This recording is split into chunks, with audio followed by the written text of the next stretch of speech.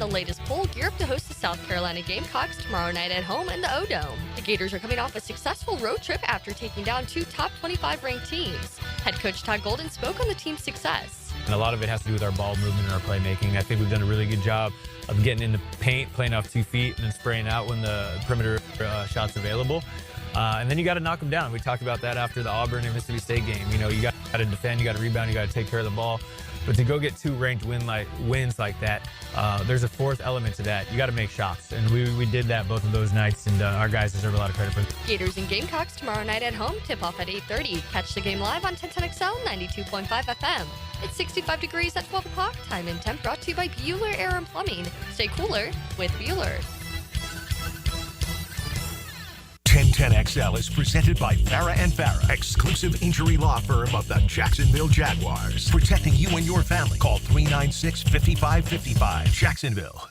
Now, get ready to spend the next 2 hours with our 3 sports-loving ladies. Mia O'Brien, Lauren Brooks, and Taylor Dawes. Hey! This is Helmets and Heels on 1010XL, switched on by First Coast Lighting and Fans. Upscale lighting, fans, and home decor. Show me what you got, pretty lady.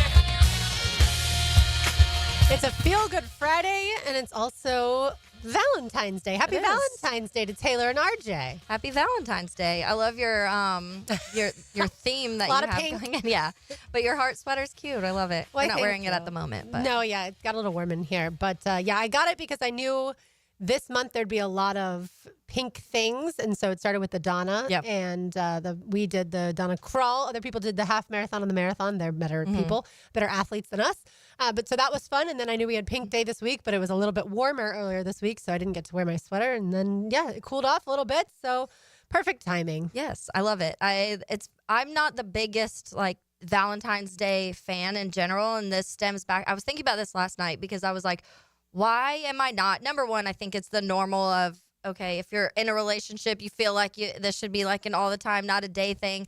But I also am weird when it comes to extra attention in certain aspects. And so in 7th grade, I remember this kid brought me a teddy bear, but it was massive. It was the size of me. Oh, no. And I had to carry this thing around the hallways. And it's 7th grade. Everything's embarrassing anyway. So it's just, and I was so traumatized at then, and it was sweet. It was thoughtful and it was very nice. But I think back to that day and I'm like, I think that's what started it, because everybody in the hallways pointing oh, Taylor got a bear. That is embarrassing. Yes. And it reminds me, when we were doing the Donna crawl, we stopped at Pete's, obviously, after that's where the crawl ended. And there was this guy with this massive teddy bear on his back. And at first I couldn't figure out what was going on. And then we read the sign and it said he lost a fantasy football bet. Oh, yeah. So, that's good. Yeah. I feel like there's certain things you shouldn't enter into. You shouldn't agree to it, because if you lose, it's going to be embarrassing. Look, for people who love Valentine's Day, by all means, go all out. Yeah, have a blast. Do your thing. Yeah, we are much more of the relax, eat dinner at home, and then tomorrow's Saturday. We'll watch gymnastics tonight, and that'll. Yeah, I'm going to a baseball game, so that's my Valentine's Day. So the Frangie Show will be there from 4 to 6 at UNF, and then UNF plays host to Notre Dame this weekend in baseball, beginning tonight. Yes. So I know you're pumped. Baseball in general, we were talking about it. Obviously, our first real glimpse of baseball yesterday. We were talking with JJ, but it is the time of year. Pitchers and catchers have already reported for the Cubs. Other teams are going to start trickling in. You're getting these final contract decisions made, but then college baseball has started this weekend, and JU plays West Virginia. It's already started. Isn't that crazy? It is. Oh yeah, there's already crazy. There's a there's game that started this morning in Puerto Rico. Oh, I didn't know that actually. And then there's another game that started in just a couple minutes ago. Okay, so baseball is underway. Baseball season is officially underway. Yeah, JU starts off their season against West Virginia, UNF against Notre Dame, obviously Florida against Air Force this weekend. So a lot of baseball, and we've talked about this a little going back to last year when the MLB draft was happening, and we were talking about Paul Skeens and the season he was having.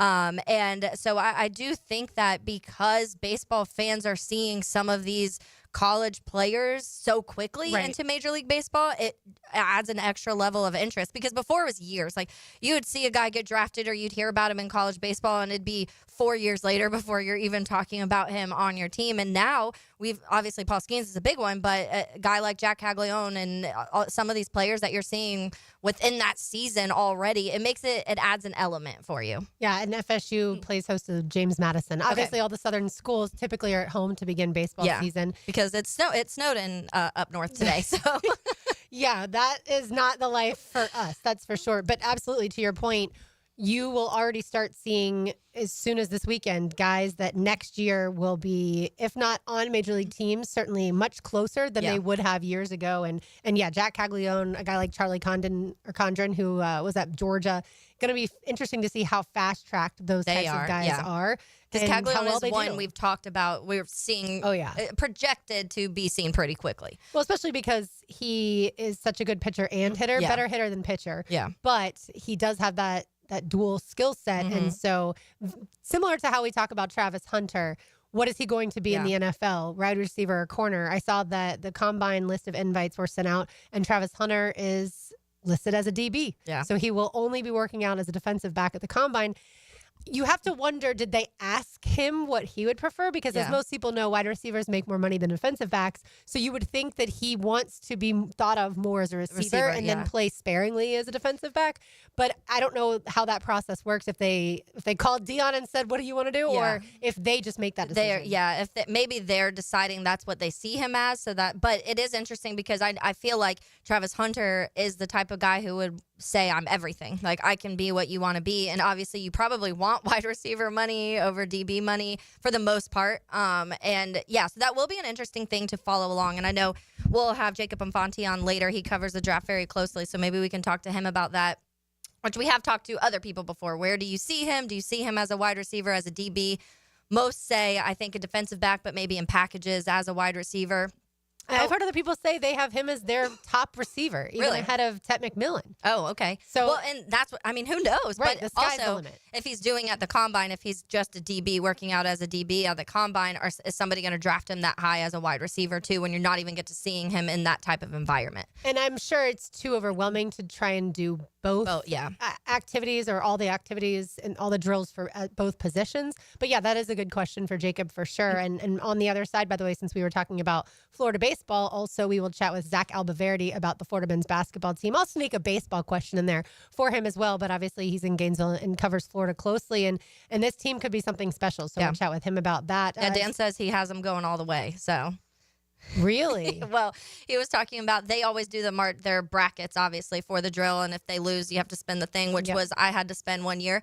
But the wheel still gives you nightmares. I think that was the one where I had to eat that nasty egg, like the pickled egg or whatever. That was that one. So it wasn't the Aaron Rodgers one. But and so he was saying, though, if they have this history on the drill that if you think that one of your teams have the chance of going deep, then you ride with them all the way. So he's like, at this point, I've got Florida going all the way. I was like, all right, let's go. I think we'll have to wait and see what happens, what transpires between now and certainly once the conference tournament starts or ends. He can always change his mind. Certainly, it's not like they're filling out the brackets now. The brackets can't be filled out yet. But it is interesting that he's got that feeling. I mean, we'll talk to Zach more about the basketball team coming up. But it is a team that certainly we've seen the depth be tested, and they've shown up. All right, when it comes to the Jaguars, the latest news, and I saw Jamal St. Cyr tweet this out yesterday, the Jaguars general manager search will go into next week with 5 of the finalists getting in-person interviews. They've interviewed 7 people to this point, and Ethan Waugh will be the interim general manager, will be one of the finalists, and they hope to make a hire by late Friday. So basically, a week from now, they hope to have the GM in place, which is good because the combine is right around the corner. Yeah, I did a podcast this morning actually with somebody who wanted to talk. It was Chicago-based people, but wanted to talk about the general manager search here. Obviously, the connections with Ian Cunningham, but some of the other things, the swap of Press Taylor and Shane Waldron, and some of the other trajectories they've had or parallels they've had. But I do think that when it's so hard with general managers, and within the last few days, each name that pops up, you try to find out as much information as possible. And most of these guys start in the scouting background, and that's where this all stems from. So you start and you see that you want to go to these teams and be like, okay, if they were part of the scouting, especially if they're on the college side of the scouting department, because obviously there's the pro side where these guys are more focused on what players you're getting in free agency and that area of stuff. But the guys who are the college scouts, you want to go back and be like, okay, during when they were with the Rams and whatever, what did that draft look like? But it's even hard to determine that because how much of a say did they have if you're an assistant or you're just in the scout? Yeah, it's such an effort, and we've talked about this a lot too of the draft being not a science whatsoever. So there's going to be drafts where you look back and it looks like they were slam dunks, and then later as time passes, you're like, well, that draft wasn't as good as you thought. Or there's ones we've talked about the Lions where people mocked a ton of their picks for when they drafted Jameer Gibbs high after just signing a running back, and they drafted a tight end high in Sam Laporta. And then now people are like, oh, well, they did it right. So it's hard. It's so hard to determine. The general manager one's hard. I think the coaching one, you can kind of correlate a little bit their paths and what they've done, especially if they have been play calling or whatever. The GM is hard. It's a hard thing to try and figure out. Well, and it's not like there's a report card that the teams are willing to show you. The teams also want to keep these guys, especially if they think that they can one day promote them to become, whether it's assistant general manager, director of scouting, pro personnel, whatever the title may be. And right now they have a lower rank. They want to keep them within their organization if they think they're good. And so they don't want them to leave and obviously then go help other teams, especially if it's in the division. But I think the Jags have approached this in a very methodical way, and that is going to talk to 10 people, via Zoom, settle on 5 finalists that you're going to meet with in person, see who works best with Liam Cohen, and then select the best person. Yeah. And I'm sure some people wanted this to have gone on faster, but because of the way Shad Khan did not fire Trent Baalke the same day that he fired Doug Peterson, Black Monday, then there was always going to be a little bit of a lag. Yeah, everything's a little bit behind because of that. And I do think that the opposite of going ahead and hiring that coach and doing the general manager search after it will. Do you think is there any way they keep Ethan Waugh in any form or fashion because he's been this person who's kind of been along this hiring process of all the other coaches and getting ready for the combine? I think for sure it depends on what the role would be, and does he want that? Does he have an offer maybe at the end of the day to go somewhere else in a better role than maybe what the Jags would offer if it's not going to be the GM? Because he's like, here's my notes, whoever you are, the next general manager. Right. I mean, he certainly helped guide Tony Baselli and Liam Cohen to this point, and so I'm sure they trust him. And I think everyone who I've talked to that knows Ethan Waugh really well says he's completely different than Trent Baalke. Yeah. And so I know that there would be a fan uproar if Ethan Waugh's named the GM. I have said all along I would be personally fine with that. But they are also, like I said, doing their due diligence. Yeah. So I believe they're going to get someone who's going to mesh the best with them. And they're the ones in the interviews. And so there will be a GM, though, in place before the combine, which is huge because, as we all know, and not that the combine's not the be-all, end-all. Yeah. But you do get to talk to a lot of people at the combine. And so you want your GM in place. What if someone is interested in a Jags player that the Jags might be interested also in moving on with or moving on from? You need a GM to be having those conversations. Yeah. And I'm sure Tony Baselli wants to be involved, but he doesn't want to be the one making those decisions. Yeah, because, we talk about the combine, which is in later less than 2 weeks. Yeah. And so at that time, we've heard that date of the last day of February. They have to have it. If not, they have to wait anyways until after the draft. So they definitely want to have it then. But then I feel like at that point, once combine hits, it's just go anyways, because right after that, you start getting into like the legal tampering, and then it's free agency, and then you're full on into the draft, and it's just, it's full steam ahead at that point. Yeah, the combine is basically illegal tampering. Yes. But everybody looks the other way as long as it works for them. All right, we will chat with Zach Albaverdi on the other side about the Florida men's basketball team taking on South Carolina tomorrow night. You are listening to Helmets and Heels on a Feel Good Friday on 1010XL 92.5 FM. Hi, I'm Chris Berman from ESPN. When I'm back in Jacksonville, back, 1010XL, it's a shirt size, 92.5 FM. It's the President's Day weekend sale going on now at Arlington Toyota. Mia here all weekend long, Saturday, Sunday, even into President's Day Monday. You're going to save big on Arlington's big selection of vehicles. That's over 800 vehicles in one location. Plus, during the President's Day weekend sale at Arlington, you can get financing as low as 0% on select new models. 0%. Or you could save up to $8,500 off select new Toyotas. $8,500 is a big discount. And at Arlington, you can get pre-qualified without it affecting your credit score. Plus, every new purchase from Arlington Toyota comes with Arlington's lifetime warranty. That's unlimited time and miles. And Arlington's 60-day exchange program. It's the President's Day weekend sale going on now at Arlington Toyota. Shop in person on Atlantic Boulevard, just a quarter mile east of 295, or online anytime at arlingtontoyota.com. Visit arlingtontoyota.com/0% for full details. Yo, E.T. here. And are you looking for some good food, outdoors fun, and plenty to do? My old stomping grounds in Clay County is the place to be. Check out Clay's diverse local restaurants. They have barbecue, seafood, and Latin restaurants that hit the spot. Paddle alongside the scenic waterways. Cast a line or hit the trail. In the events, there's always something to do for you and the fam. Check out exploreclay.com to plan your next adventure. And when you do, make sure you hashtag ExploreClay on social. Don't miss the Players Championship, March 11th through 16th at TPC Sawgrass. This can't-miss event features a variety of activities for every fan to enjoy, from delicious bites to the Sawgrass Splash. There are endless fan enhancements that will make for a memorable experience. Plus, watch the top PGA Tour players, including back-to-back champion Scotty Scheffler, take on the iconic stadium course featuring the famous Island Green. Tickets available at theplayers.com. Yo, E.T. here, and Twin Peaks is the best in the game. Here, your favorite drafts are poured at a frosty 29 degrees, and rare barrel-aged whiskeys are served just the way you want them.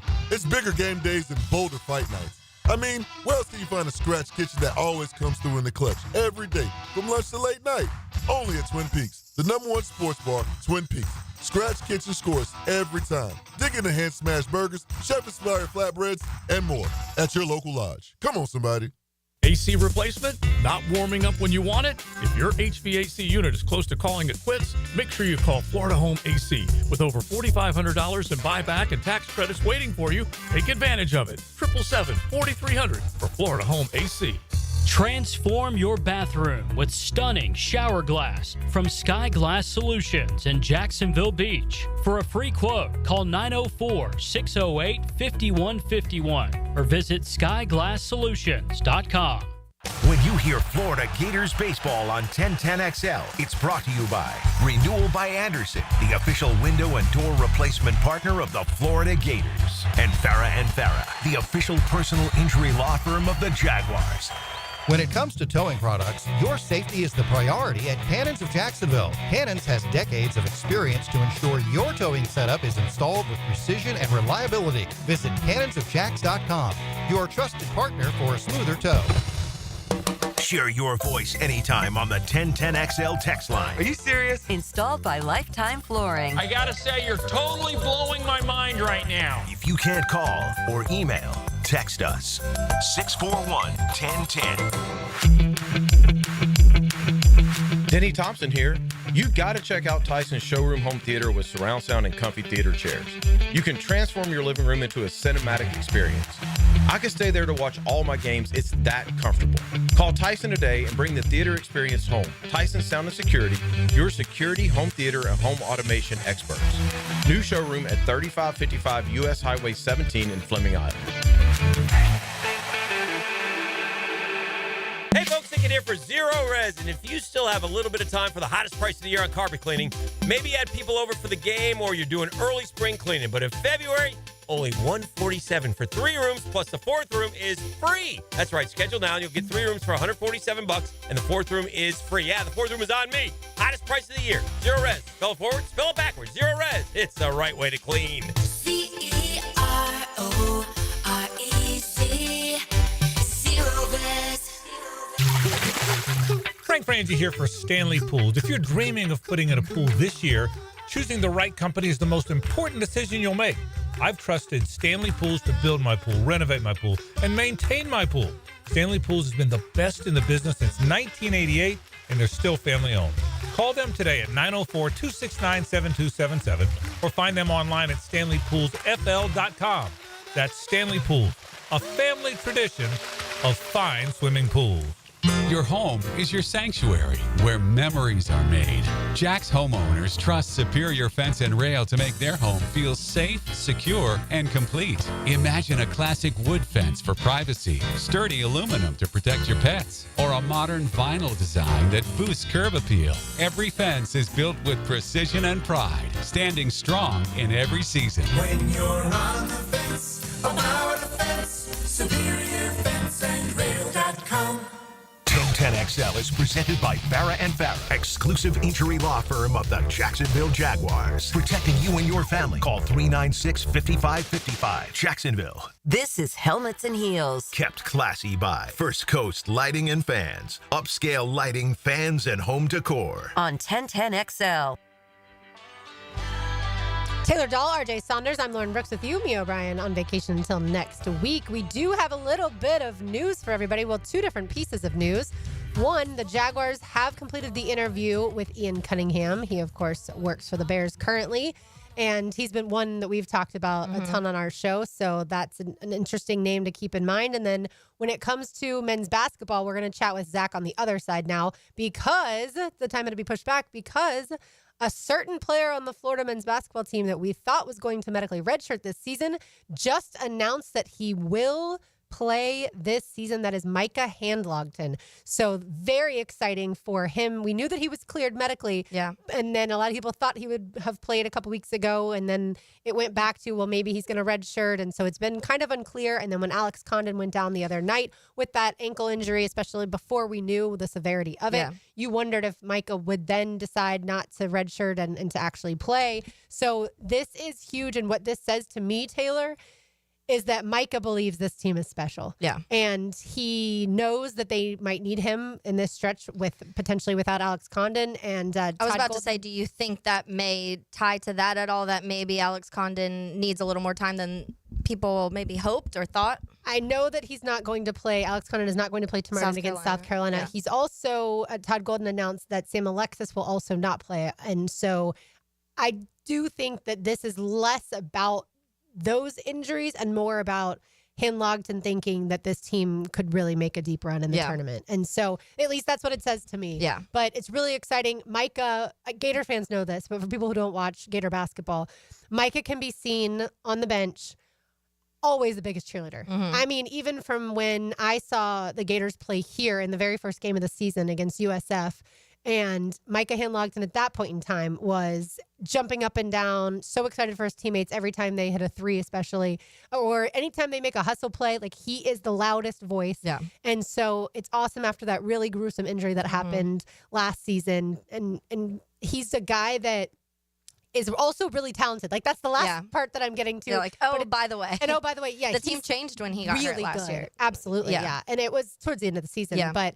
I think Handlogton, or it was the end of the season, I think Handlogton, his presence is going to be fascinating to watch because he hasn't played with some of these guys. Yeah, and I was about to say that. We talked a little bit yesterday about how ready you are when you haven't been obviously practicing with this team in this way and playing. Conditioning is insanely difficult. And so I will be interested, and like you said, we'll be talking about Florida basketball a little bit more, but to see how quickly are you seeing him out there, the minutes they're expecting and stuff like that right away, because it is, the conditioning for that is a definitely different level, and just the connection that now these guys have started to draw anyways, and we've kind of talked about that man down, man up mentality in Florida, which has been really fun to see, but there is still like this certain, it feels like they're all in sync, and so how much you don't want to throw that off right all of a sudden. Right, but you are now, like I said, going to be missing a couple of big guys for tomorrow night, and you don't want to lose those types of games either. The South Carolina is not a team that would be a quad one win. Yeah, and so you certainly don't want to lose those. But I think they only have one SEC win victory. I knew they didn't have one as of late. So and that's what I was trying to figure out actually, because I looked at the rankings, and on the rankings it said they had 0, but on the Gators article it said they were 1-10, I think. So I was trying to figure out if they had just gotten one or if that was a mistype. South Carolina has none. It's they're 0-11 in SEC play. Yeah, LSU has 1. They're 1-10 in SEC play. But South Carolina, if you lose to them, that would be really bad. And they don't suck. That's the thing, too. That just shows how good the SEC is, because I have a lot of family and friends that are South Carolina fans. And to start the season, they were talking about how good and exciting this team is. And that caught up quick when you're having to play the SEC teams that you are. Yeah, Lamont Paris, I want to say he was the head coach of South Carolina men's basketball. I want to say he was the coach of the year last year in the SEC, if I remember correctly. But yeah, so if you're just tuning in, Micah Hanlogton did announce just minutes ago that he will play. I'm assuming he'll play tomorrow night. He said, in the words of Chris Harry, who tweeted it out, "I'm back." So that's really Super good exciting, news, for this basketball team. And I do think they've obviously gotten practice time, like Micah Hanlogton with Elijah Martin or Ruben Chinyelu. They've gotten to play together in practice, but Micah Hanlogton hasn't played with those guys in a game. Yeah. So how much does it change, to your point? But yeah, it's going to be fun tomorrow night, Florida and South Carolina. All right, back to that Jaguars news, since it is also Bears related, Taylor. And you've talked about Ian Cunningham on our show before. But for people who haven't paid as close of attention, like I said, the Jaguars have now interviewed 8 people for the Jaguars general manager job. And Ian Cunningham, for people who look at it and say, well, the Bears haven't been very good, you would counter with. And first of all, it's funny because the amount of messages or comments or text lines that I'll see where it's like talking about the Bears. I'm not just talking about the Bears to have fun, because I know nobody cares about the Bears here, but we've talked about the amount of parallels. You've straight up switched offensive coordinators. They were after the same head coach. There's a lot of overlap, and now there's another piece where it is Ian Cunningham, who has been looked at the last few years for that general manager position. So this isn't one that just popped up this season where all of a sudden Ian Cunningham's being talked about. The Bears had already been preparing for a few years for him to get a job somewhere, because he has been highly regarded in the league for a while and talked about. And he, obviously being the assistant general manager there and it being a losing organization the last few years, there is kind of that weird, okay, but what has he really done for me lately type of thing. But I will say, when it comes to Ian Cunningham, I've loved the drafts that him and Ryan Poles have put together. And I think that a lot of people overlook that a little bit. They completely revamped this defense. When they took over the defense in Chicago, it was almost 60% of the players were hitting free agency. The Bears only had $12 million to spend that offseason. They had no first-round pick, only 5 picks total.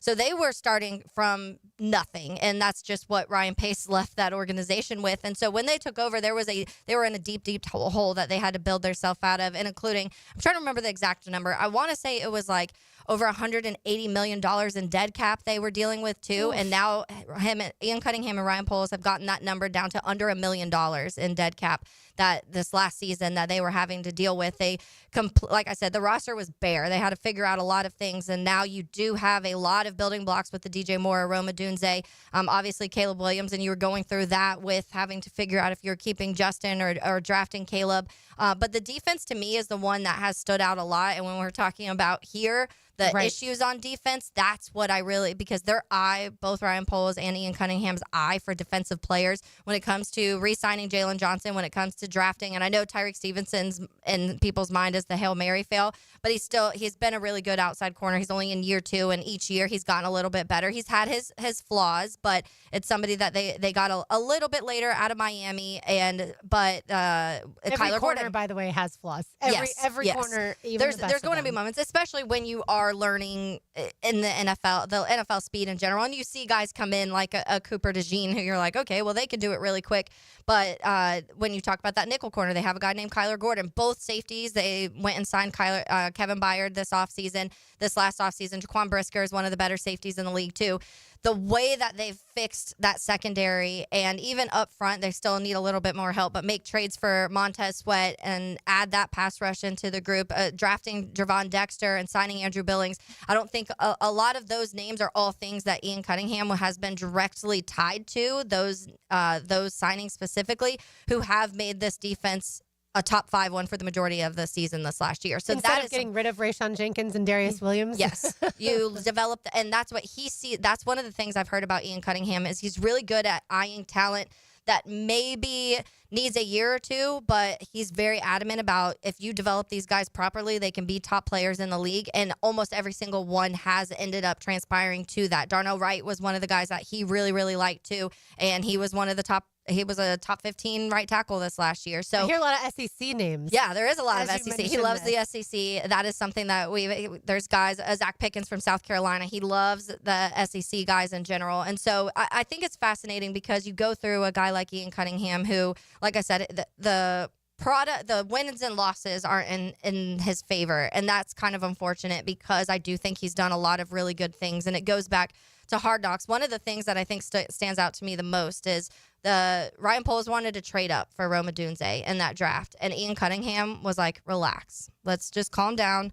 Let's just breathe a minute, let everything happen the way it's going to happen. And they ended up still being able to get Odunze, obviously. And that was because of Ian Cunningham. If not, Ryan Poles would have probably been like, he's a very more emotional guy, and Ian Cunningham is not. He's more logistical and like, let's think about it. And so I think that's exactly what you want out of a general manager. You don't want all of the emotions and attachments to players, which also could mean some things for this roster, because if you get somebody like Cunningham in this building who has no ties to a lot of these players, you could see a lot of changes because he doesn't have that emotional tie to these people. That's interesting, trading up for Rome. It's what's fascinating to me is now looking back at this season that nobody wanted to trade up for Brian Thomas Jr. The Jaguars literally traded down and were still able to get him at pick 23. Yeah. And he ended up being one of the better receivers, not just rookie receivers, one of the better receivers in general in the NFL. So it is interesting how all of that works and how certain guys become the apple of people's eyes. And we talked so much about the top 3 receivers, and the Jaguars probably weren't going to get one of those. Yeah. And yet the Jaguars were still able to get a fantastic, like I said, if not the best. I would say Brian Thomas Jr. had the best season of all those rookies. Now, granted, Malik Neighbors did not have a great quarterback situation. Not that Brian Thomas Jr. had the best quarterback situation, and Malik Neighbors was injured a couple of games. It'll be interesting to see him moving forward with a different quarterback in New York for sure. Yeah, because when you're talking about a lot of those quarterbacks, and I would argue that Alad McConkey had a very similar season to Brian Thomas Jr. too. I was seeing numbers the other day of what Lad did this last season. I think he was almost underrated in what he did out there in his rookie season, and obviously drafted later too. But that's why the draft is crazy, because circumstances matter so much to where these players are going. When you're losing coaches mid-season and there's a scramble of your offensive coordinator and play callers, and you're having multiple of those in one season, that's going to affect things. And that did affect things in Chicago. And then when you're talking about Malik Neighbors, you don't have anybody throwing you the ball. Your quarterback is traded mid-season, and so that's factoring into what you're doing. The one to me that I think would be the more disappointing is probably Marvin Harrison Jr., because so many people were like, this is exactly what Kyler needs. Like, this is going to bring back to prime Kyler that we had seen before. And yeah, he had moments, but it definitely was kind of underperformed of what maybe people thought he was going to do. Yeah, for sure he did. But and going back to BTJ, that's also a fantastic season when you weren't the focus of the offense for quite some time. Lad McConkey certainly played a critical role for the Chargers, but he had his quarterback in Justin Herbert throughout that season. All right, we will check in with Zach Abelverdi on the other side, the senior writer from Gators Online. You are listening to Helmets and Heels on 1010XL 92.5 FM. Your home for Gators hoops is 1010XL. The third-ranked Gators look to gain ground against the Gamecocks. Florida, South Carolina. Tomorrow night at 8 on 1010XL. Mia here. New Year's resolutions are upon us, but let's be honest, it's February and that gym membership is already a $50 per month guilt trip. Why not take that cash and finally fix that leaky faucet, unclog that drain, or tune up your AC? Duck Duck Rooter Plumbing, Septic, and Air Conditioning has your back. Visit duckduckrooter.com or call today, 904-862-6769. Start the year off fresh. No leaks, no clogs, no excuses. Duck Duck Rooter, 904-862-6769.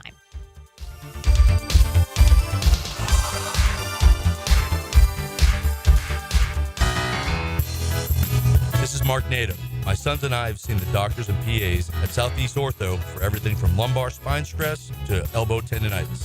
Southeast has always been there, been truthful, and always been on point. Everything they say happens. We can't thank them enough for what they've done and the great care that they have taken of our sons. Relieve pain and get back to life. Southeast Orthopedic Specialists. Did you know your pup could take 30,000 to 60,000 steps a day at Dogtopia of Jacksonville Beach Boulevard? That's a whole lot of tail wagging fun with their best furry friends. At Dogtopia, they turn playtime into exercise, learning, and socialization in their off-leash, open play environment. dogs build confidence, reduce anxiety, and stay happy and healthy, all while having the time of their lives. Visit Dogtopia of Jacksonville Beach Boulevard today. Guys, Valentine's Day is coming. Don't run out of time. Jacksonville Flower Market on Beach and Southside has fresh, beautiful flowers she'll love. Mention radio to get 10% off. They'll even customize the bouquet so it's unique to her. Jacksonville Flower Market on Beach and Southside. Prosser here, still telling you about Lifetime Enclosures and Lifetime Flooring. Lifetime Enclosures is keeping the sale going into February. Enclosures starting at only $89 a month, and if you get a complete enclosure done, you get free flooring. If you just need flooring, Lifetime Flooring is running a buy one room, get the second room free. Now offering floor coating for that garage or patio deck too. Give them a call or visit their showrooms just off Phillips Highway. Proud partners of the Jacksonville Jaguars. Our slogan, Know Before You Blow, applies to more than just DUI cases. Hi, I'm attorney Lee Lockett of Lockett Law. Battery charges can result in jail time and criminal convictions too, so know before you blow a gasket and hit a loved one or a stranger. Drug crimes like possession of marijuana and cocaine will land you in cuffs too, so know before you blow. In a boating under the influence case, you also have the option to blow or not to blow.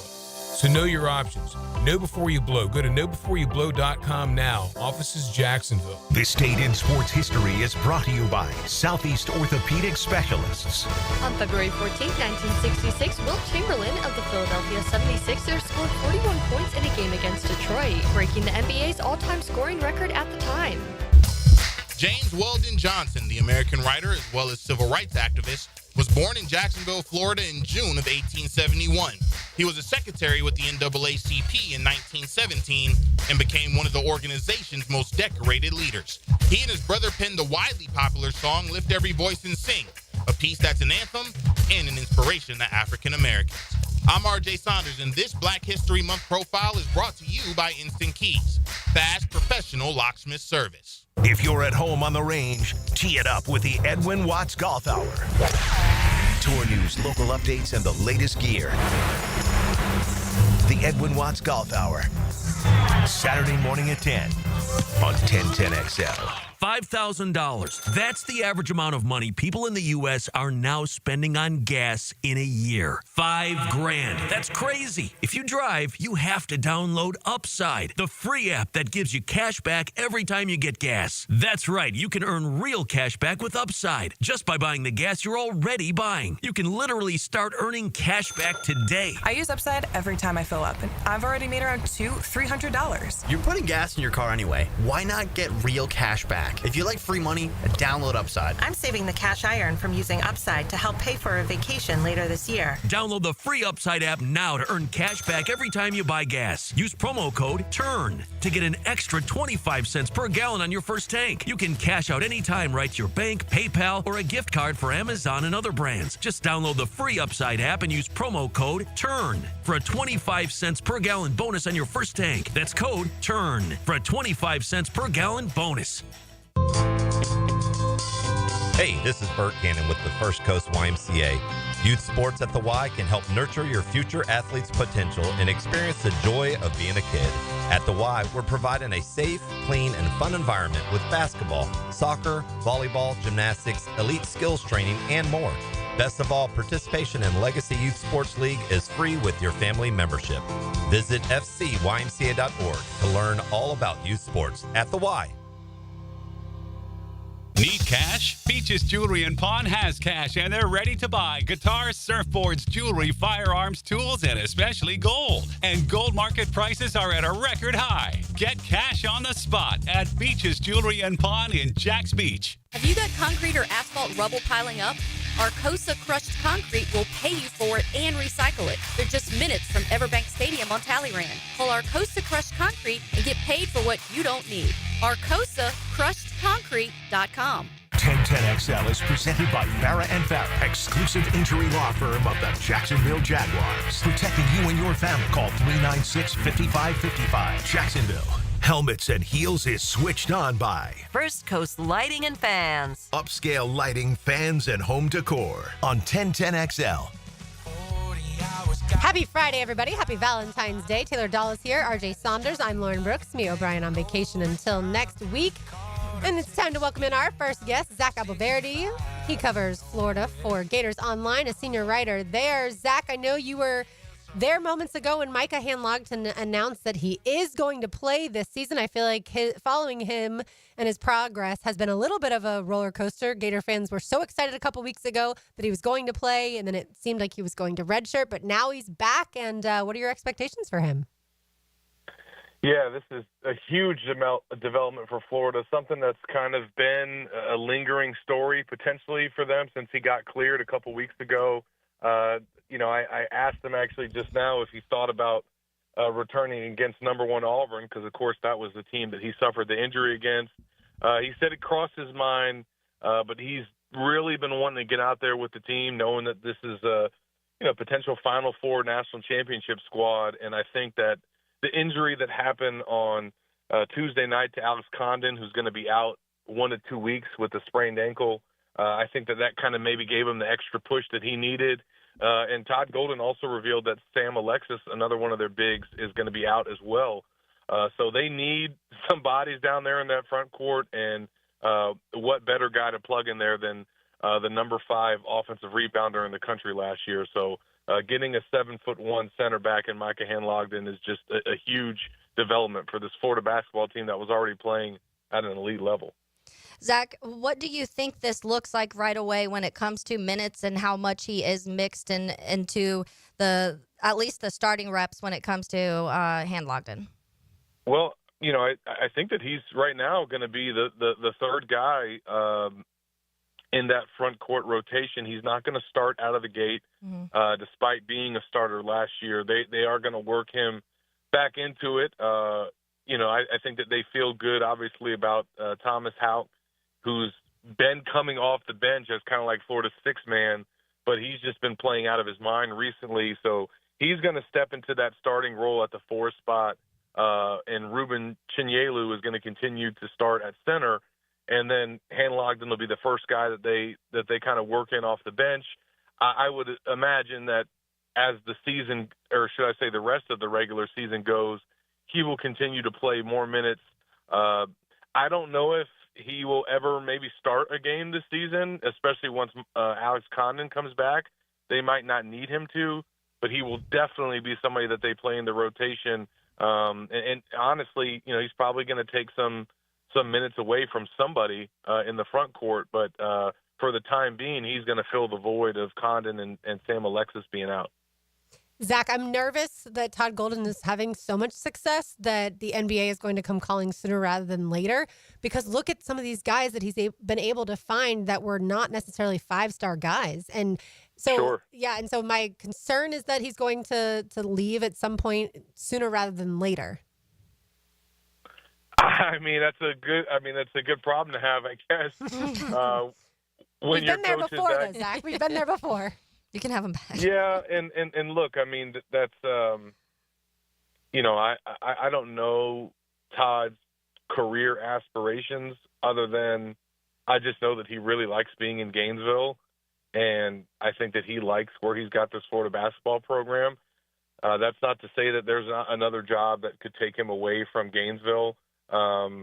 Maybe there's a blue blood out there that would even potentially get him to change jobs at the collegiate level. I don't know that.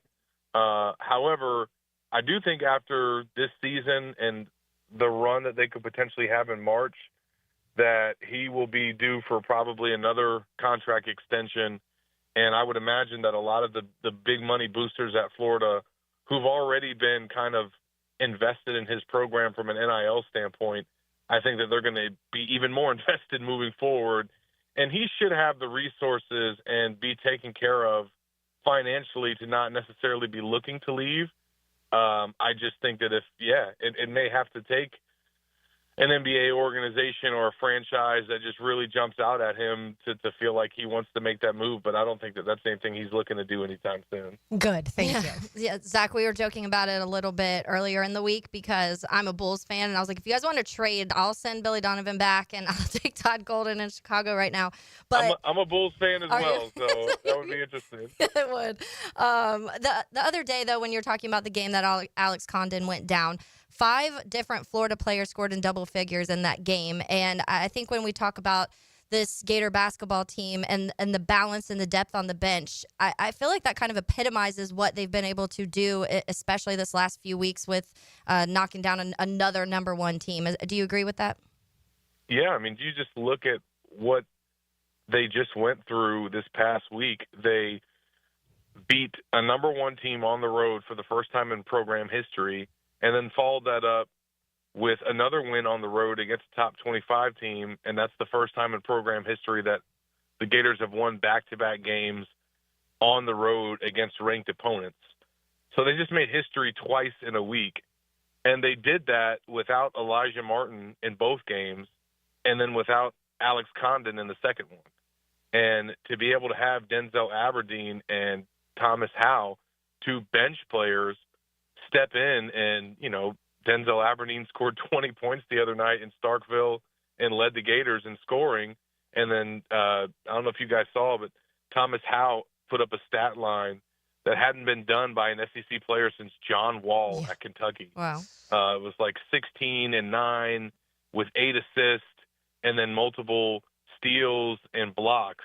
And nobody had a stat line like that since John Wall. So, and the SEC wasn't that good back then, Zach. That's the crazy part. Yeah, no kidding. You're right. And again, this is a guy that has been coming off the bench for Florida all season. So, I mean, he's probably got a case for sixth man of the year in the SEC. And now, you know, at least for the next week or so, he might be in a starting role with Alex Condon now. And I don't think Florida's going to miss a beat, because that's how good they are, and that is how much depth that they have, not just in the backcourt, but in the front court as well. All right, two gigantic questions for you. One, does Walter Clayton Jr. get enough love nationally? And two, do you think this team could be a Final Four team, especially after what we saw this week?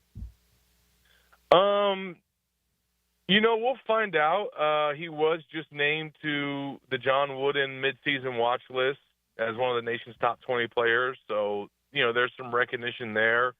I think that he probably hadn't been leading up into this season and maybe even the early part of this year. But I think that it's kind of hard to ignore what he's done.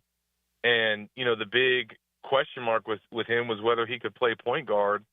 And he's clearly shown that he can do that. And I think him also having that injury against Tennessee on like a big stage with a lot of media and national folks paying attention to that game, seeing him go out and Florida lose by 20 points, and then him come back against Auburn and lead them to the win against the number one team, probably showed people how much value he has to Florida. So I would hope by the end of the year that should be reflected in, you know, first team All-SEC honors and some All-American consideration.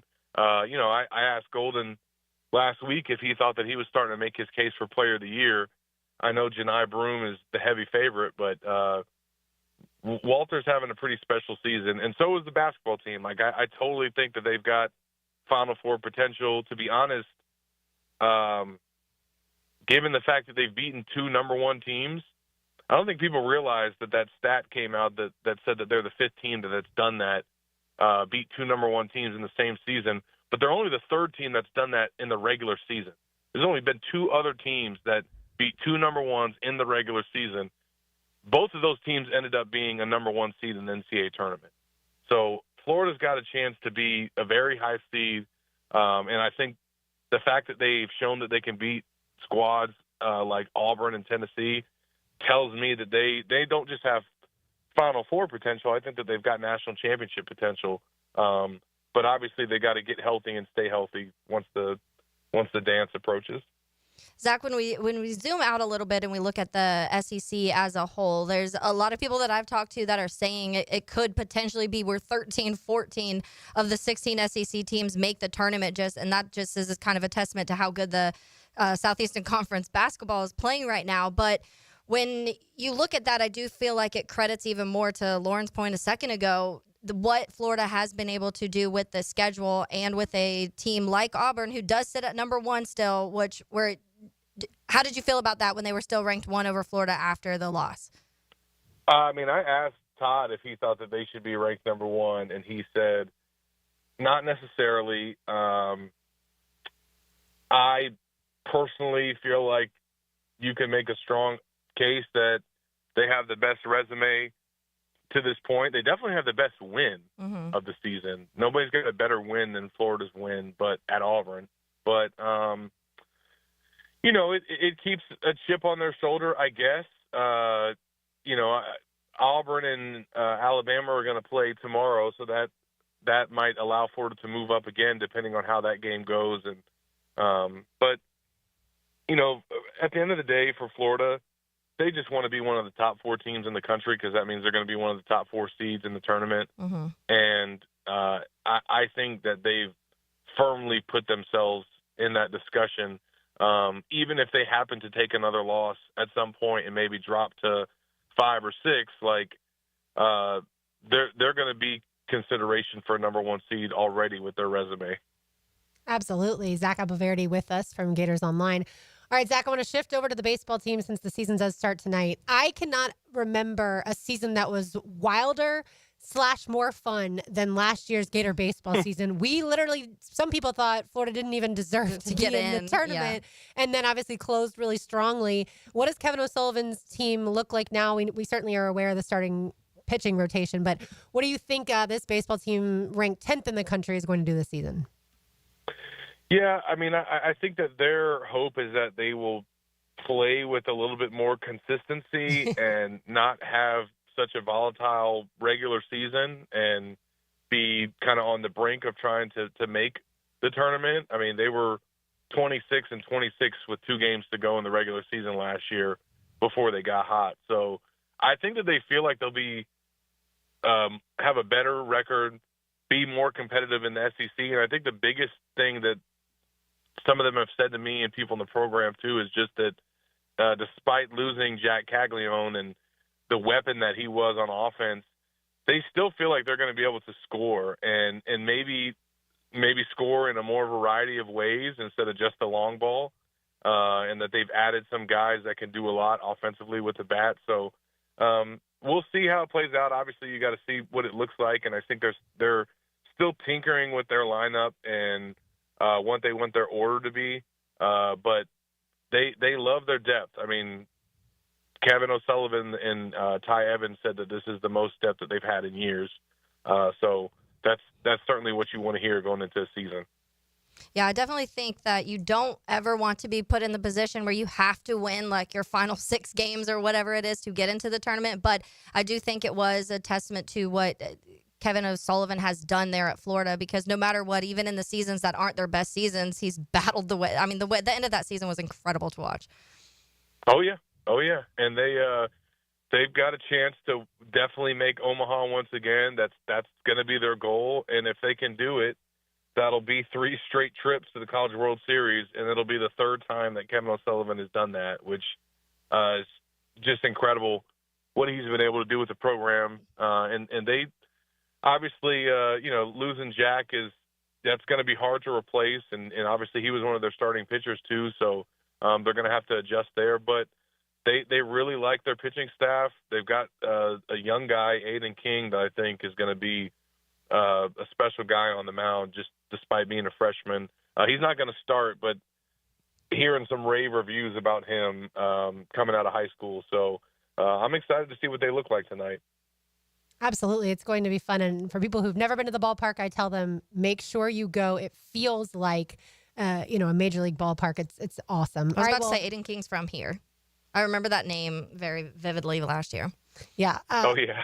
After the 2 on the road, Zach, enjoy the next 2 at home. South Carolina tomorrow night, and then, of course, Oklahoma on Tuesday. We really appreciate your time, and hope to check in with you soon.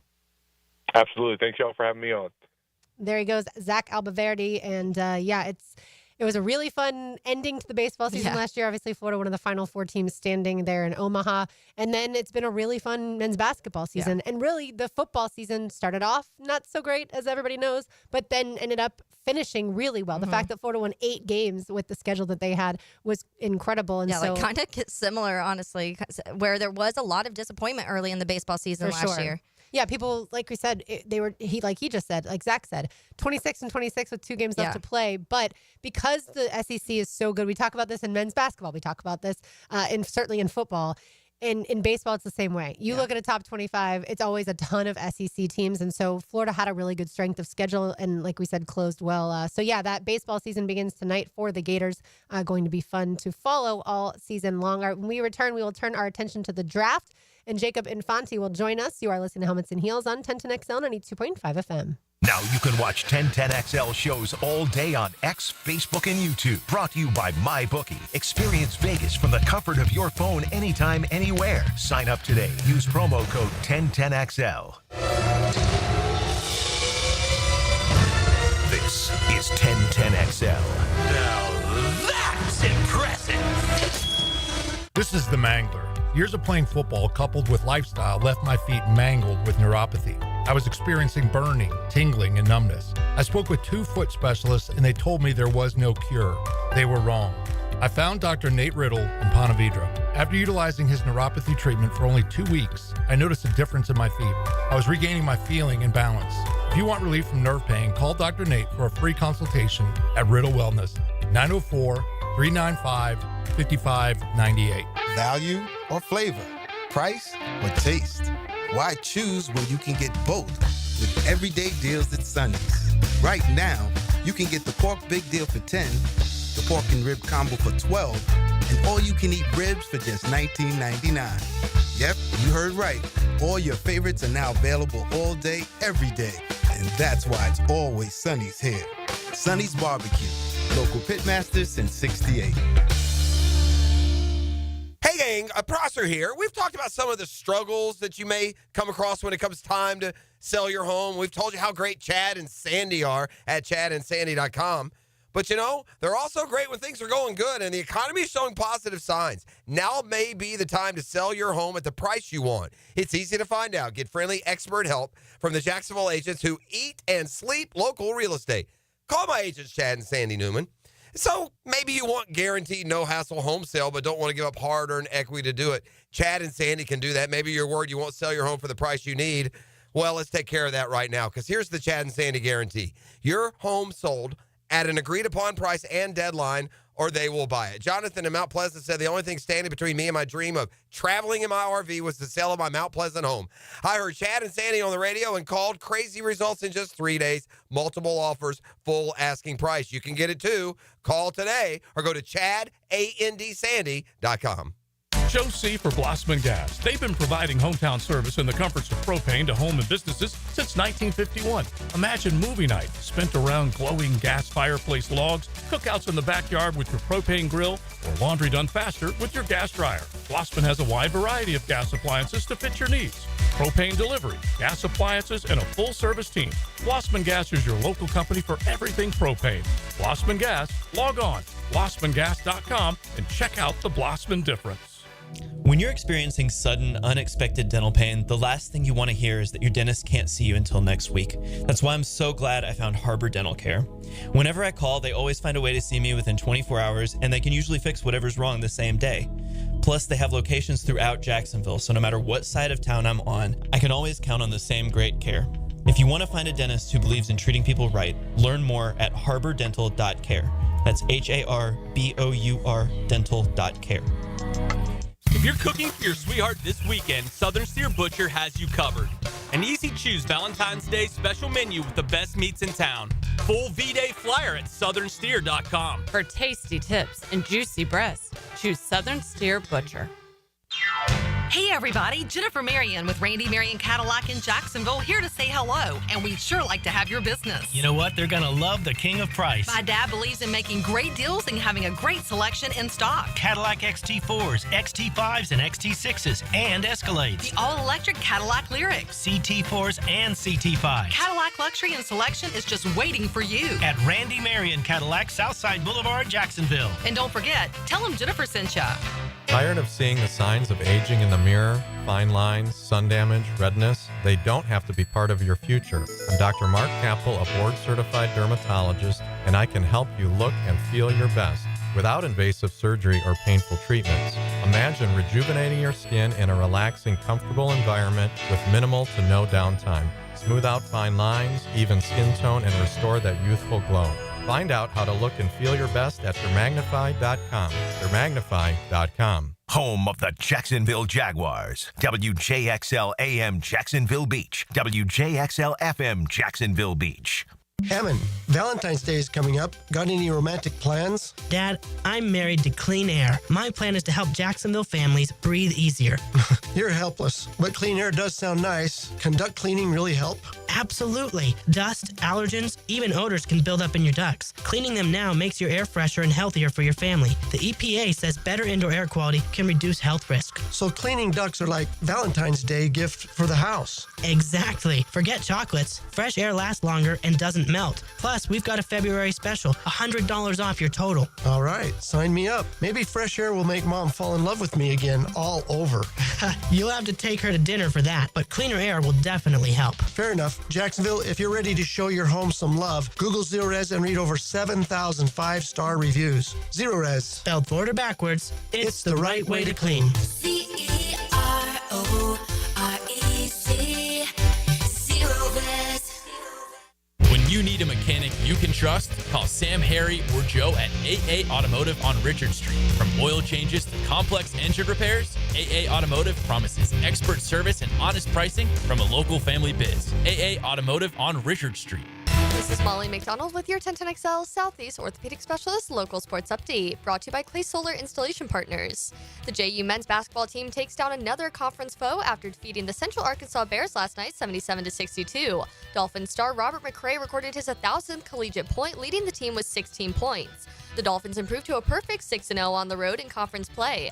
Dolphins assistant coach Troy Pierce spoke postgame on the team's confidence. Yeah. They're shooting with a lot of freedom, and that's a credit to Stuckey Mosley, Des Kennedy, Lavender Briggs, all the people that are in the gym with them all the time, and all the coaches. So, and the guys are putting in the work. So, and coaches feeding them with confidence, and because they are good players. So they just need to continue to keep being those confident players and knocking those shots down. The Dolphins next take on North Alabama tomorrow on the road for an afternoon matchup at 2 o'clock. Hear the game live on 1010 a.m. It's 65 degrees at 12:59. Time and temp brought to you by Bueller Air and Plumbing. Stay cooler with Bueller.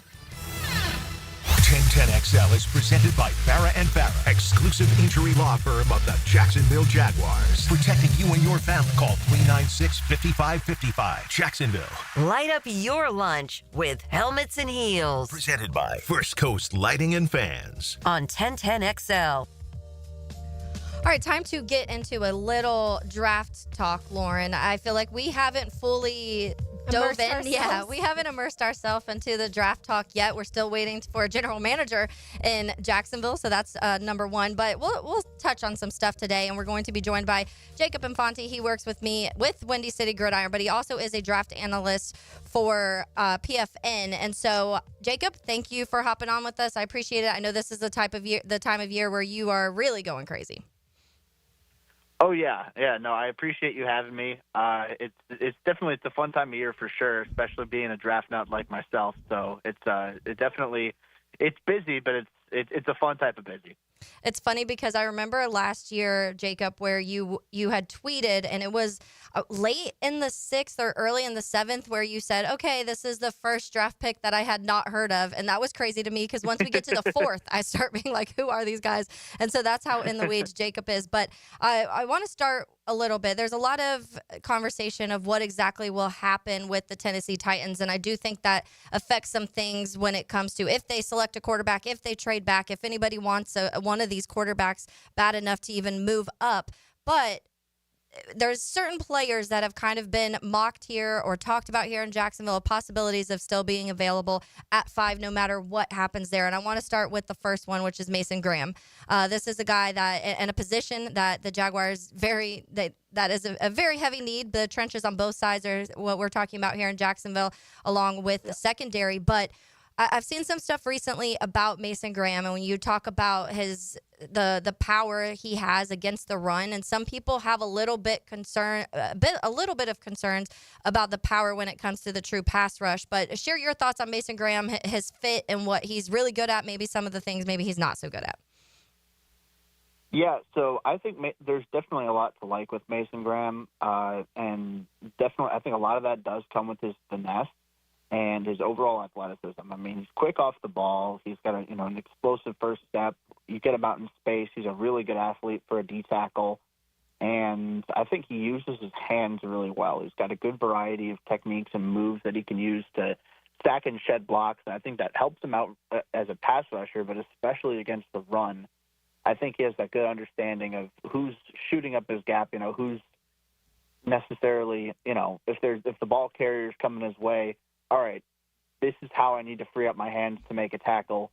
This is when I need to do it, and this is going to be the best way to do it. So I think that comes down to instincts as well as just, the physical attributes. And I think he plays with a really high motor, too. So that's something where you can have all the physical tools in the world, but if you don't play hard, then it's tough to maximize that. So, yeah, I do think that there are some times where, he can get knocked down by double-team blocks, the speed-to-power conversions like you were talking about, and as a pass rusher, I think they'd be a little bit more dangerous if he didn't pop upright in his pads sometimes. He naturally has a lower center of gravity, but there are sometimes the pad level isn't always where it needs to be. But in the grand scheme of things, I think you're looking at someone who's worth the selection at 5. I think if you have a defensive tackle who can play all 3 downs, who can rush the passer at a high level, who can defend the run really well, that's someone worth taking in the top 10 and arguably the top 5. So I think that Mason Graham, and rightfully so, he's been mocked to the Jaguars quite a bit. I think he'd be worth the selection at 5 for sure. Well, I love that. Sign me up right now. Mason Graham on the dotted line. Like Taylor said, the trenches here are certainly going to be a focus, and they've been lacking. And we all watched the Super Bowl and saw how good the Eagles' trenches are and really how bad the Chiefs' offensive line played. I want to, Jacob, talk about some of the local schools. Florida has 9 combine invites, FSU 3, Georgia 14, and Miami 10. Of that group of guys, who are some of the ones that stand out? Could it be maybe one of the receivers from Florida, whether it's Elijah Badger or Chimere Dike, maybe Trevor Etienne out of Georgia, certainly Cam Ward out of Miami? Who are some of those that you like? Yeah, so I think Florida's going to be interesting because both the receivers, Badger and Dike, are both talented players. And Dike, I got introduced to a little bit later in the process than I would have admittedly liked to be, but I think that he can play in the slot, he can play out wide. I'm really impressed with his overall athleticism and what he can do as a returner as well. Someone that I'm interested in who's maybe a little bit, at least from Florida, a little bit under the radar is Brandon Crenshaw Dixon. So he's the right tackle over there. He played a little bit at San Diego State. And then, moved over to Florida, I believe, just for 2024. But that's correct. He's a big guy, and I come away, pretty impressed with just for a dude who's around like 6'7", just how quick he is off the line of scrimmage, how that first step in his kick slide and pass protection, how nimble he moves. And he's got the quickness, he's got long arms, which I think those are 2 things that scream high upside at the next level. And, I think the fact that he doesn't play as big as he's listed at, which is something that, and him being 6'7", he has a higher center of gravity. It's tougher to get low. And, they say the lower man wins. So when you're that tall, it's tough to beat the lower man, so to speak. But those are a couple guys on Florida specifically. Georgia's got a really good group this year. Trevor Etienne, obviously, I know you mentioned. Malachi Starks, the safety, I'm a really big fan of as well. I think you're looking at, probably one of the better, more well-rounded safety prospects we've seen in the draft in some time. And I wrote in an article recently, so this statistic is fresh at the top of my head, but like 5 of the 6 NFL drafts, of the last 6 NFL drafts, haven't had a safety drafted in round 1. And I think Malachi Starks is going to be an exception. I think he's going to go round 1. And Mikel Williams, too, the edge rusher from Georgia. I think that's another name to keep an eye out on. Just unbelievably physically gifted. And, he's taken progress. You can see in how he uses his hands. So those are a couple guys as well that I really like. Florida State, I'll touch on, too. I'm never great with the pronunciation of names. So Azarea Thomas. Yep. There we go. There Good we job. go. See, I'm proud of you. They just say Thank you. AZ, so you can just start calling them AZ. AZ. That's way easier. So yeah, that's fantastic. But yeah, I came away really impressed with him too. His length, his physicality as an outside cornerback along the perimeter. Competitive. He's scrappy.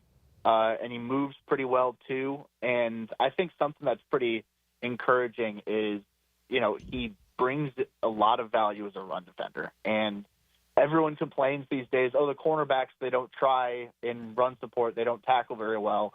But AZ definitely does. So I think he's someone, like a bit more round two.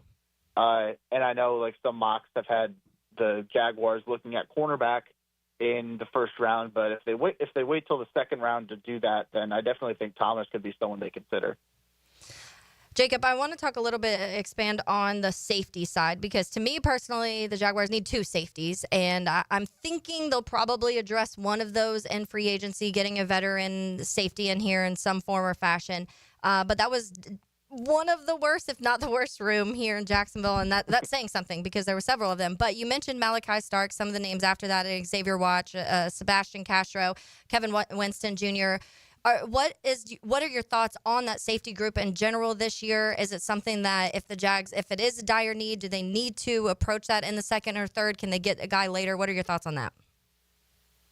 I think they certainly could get someone on day 2 of the draft. The second or third round, I think, is probably going to be your best bet, especially when you're picking as high as the Jaguars are in round 1. I don't think safety's realistically going to be an option unless they trade back a good amount.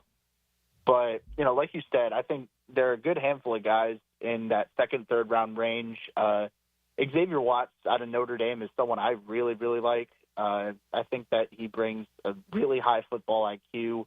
He's fluid in coverage. He's got good ball skills. He has that playmaking mentality.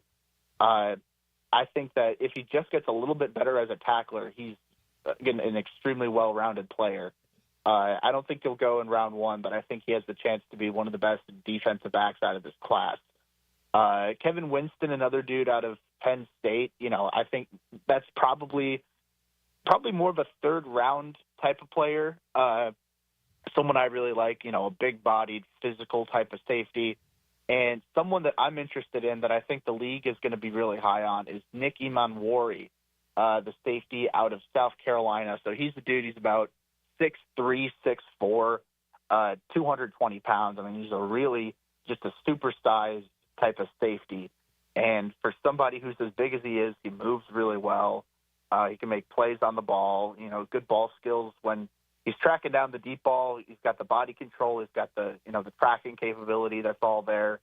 And then obviously with a guy who's that big, he can tackle pretty well too. So Nicky Manwari, I think, is someone in round 2 to keep an eye on.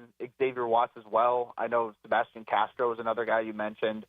I'm intrigued by him because I think he can be a good slot cornerback in the league, but I also see a decent amount of people thinking of him as the deep safety. So that's going to be interesting where he ends up. And then a little bit farther down the line, I think there's going to be some really good value early round 4 at safety. Again, I don't know if you're expecting those guys to be starters right out of the gate, but if you're looking for, to wait a little bit and then get someone who can eventually step into that role, then there are a couple guys there who could fit that role as well. Yeah, Nick Imanwari, 6'3", 227. It's a big boy. Yeah, you don't want him coming across the middle at you, that's for sure. All right, Jacob, in my fantasy mock draft, as you're talking through some prospects, I'm going to take Mason Graham at number 5. I'm going to take Tate Ratledge, the guard at 41 out of Georgia, and I'm going to take Xavier Restrepo at number 72 in the 3rd round. Can I get those guys there? We know Mason and we can. I think you can, honestly, and I like Ratledge a good amount. I think he's someone who's going to be a safer guard prospect. Like, you know what you're getting in him. You know his strengths, you know his weaknesses. I think he can be, he's technically sound, he's powerful, and even if he's not like an elite athlete or anything, that he's going to hold his own at the point of attack. So I think he can be a solid starter. Restrepo I'm really interested in because for a guy who's, he's shorter, but he's got really good hands. He's crisp coming out of his breaks. He's a really good route runner, good athlete too. There's a lot to like in Restrepo, and high character guy as well. So if you're looking for a slot receiver, I think he's definitely someone who could fit in there in Jacksonville. Obviously, you have Brian Thomas Jr. looking really good on the outside, but if you're looking for maybe a little bit someone you can kick inside into the slot, then Restrepo, he's a little bit quicker than fast. To say that he's got really good short area speed, but his deep speed is, it's not bad, but it's okay. So I think round 3 is about fair for him, but I think he can be a really good complementary starter. So realistically, I'd say Bratledge will probably be there where you took him. Mason Graham will probably be there where you took him. Restrepo maybe goes into round 2. I don't know for sure. But if he's there, which I think there's certainly a possibility of, I think that'd be a great pick for Jacksonville. And Taylor, people listening are like, the Jaguars have Christian Kirk and Parker Washington. Why are you getting another slot guy? Well, I don't know for sure that Christian Kirk is going to be around. We don't know Liam Cohen's where his mindset is or whatever general manager will be here. If people know me and listen to this show, Jacob, they know that I love mullets, and Tate Ratledge has one of the best mullets I've ever seen. I tweeted back I think it was in September, I was like, this is my type of offensive lineman, and that goes many ways because of the mullet, because of the way he is obviously in the trenches. So I do want to ask you, Jacob, again, we're joined by Jacob Infante. He is a draft analyst for PFN. You'll find him on X at Jacob Infante 24. Just kind of zooming out a little bit and taking a look at this draft as a whole. A lot of this conversations right now, as usual, are surrounded quarterbacks, but there's a lot of back and forth that I'm seeing. I'm seeing some people like, don't be surprised if Jalen Milroe doesn't go until the 3rd round. Don't be surprised if a Jackson Dart starts climbing up a lot of boards and is one of the top quarterbacks to go. What are your thoughts right now at this point in time on the order and what the quarterback room looks like? Yeah, so I honestly like to think of this and compare it to the 2022 draft class at the quarterback position. I just think there's a lot more desperation at the quarterback position than there was this time around. So I've been on the record as saying, there were 6 quarterbacks who went in the 1st round in the 2024 draft. I think all 6 of them are better than QB1 in the 2025 class. So if you do need a quarterback, I mean, that's not to say that, Cam Ward isn't going to be a great player by any means. That isn't going to say Shadur Sanders isn't going to be a great player in the NFL. I just think that coming out, those 6 players grade a little bit higher. I think Cam Ward's going to be the first one off the board. I think he's got the best arm of the bunch. He's athletic, and he's a lot more accurate than, say, a Jalen Milroe, who also has those physical tools but isn't as polished as Cam Ward might be. I think in the end, I think you're looking at Ward and Sanders as the 2 quarterbacks that go in the 1st round. I don't know if the Titans move off of Will Levis. I think that there's certainly an argument that could be made, and I have my doubts as to whether he's going to be a franchise quarterback in the NFL based off what we've seen from him the first 2 years, but he's still really young, and I feel like if you're going to move quickly off a quarterback, you should go for someone who's, more or less a slam dunk prospect, or at least the closest thing you can get to one in the draft. And I'm not sold anybody is. I think the Giants would be smart to take a shot at Cam Ward with the 3rd overall pick, just because they absolutely need a quarterback. And I think Ward has a higher ceiling than Sanders. And if you're taking a quarterback early, you shoot high. So Ward's my QB1 right now. I think Sanders is going to be a capable, solid starter. You can win with him if you have a really good team. But I don't know necessarily if he's going to be someone who's going to elevate an NFL team around him. So it's just going off of, he's an okay athlete. He's got an okay arm.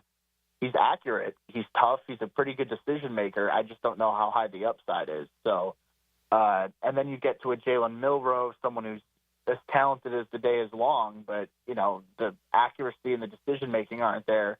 And then people are talking themselves into Jackson Dart. I don't necessarily buy it. I think he's got a good arm, but again, it's just, the accuracy, decision making, and you're seeing, especially in today's NFL, you need to get the ball out quickly. You need to make the right reads. And if you can't do that, then you're going to struggle in the league. So that's my long-winded answer of saying I wouldn't take Everybody a quarterback sucks. number. I'm just kidding. That's to say I wouldn't take a quarterback number one. I think Cam Ward is worthy of a first-round pick.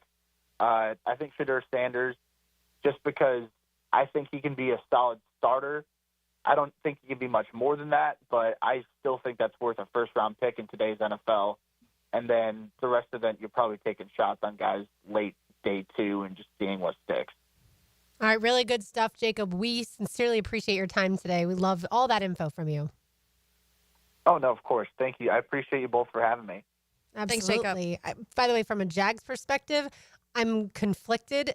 Picking fifth, you want the quarterbacks obviously to go ahead of you. So you want the Titans to take a quarterback.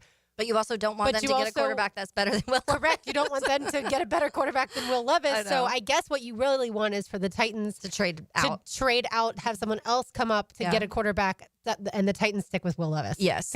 He said Will Levis is young. I mean, he's the same age as Trevor, but he's only played for 2 seasons. Yeah, and I think that is what I guess your best hope is that, because get the Titans out of the top 5. You get your choice. If another quarterback goes there, that obviously there's a lot of options that you still like at that number 5 spot at that point. Because I know that right now we're talking, it's like Abdul Carter and Mason Graham are probably the 2, maybe a Will Campbell that people are talking about the most. You'll get one of those 3 at that point if a quarterback goes 1. If 2 go in the top 5, then it's really good.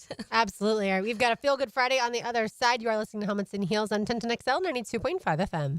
Joe C. We all know this man, and he drinks beer. Matt Hayes. Someone's had my driver's license suspended. And Leon Searcy. But she's so tight. XL Prime Time. They do have a reputation as a wild bunch, don't they? 2 to 4 weekdays on 1010XL. Mia here. Since 1982, Closets by Design has specialized in creating dream spaces for every budget. And now I have my very own dream space thanks to the amazing team at Closets by Design Jacksonville. Call today to schedule your free in-home consultation at 1-800-293-3744 or visit closetsbydesign.com. Check out my video on my social channels and see for yourself. Plus, take advantage of extended savings this month, 40% off and another 15% off with 18 months special financing.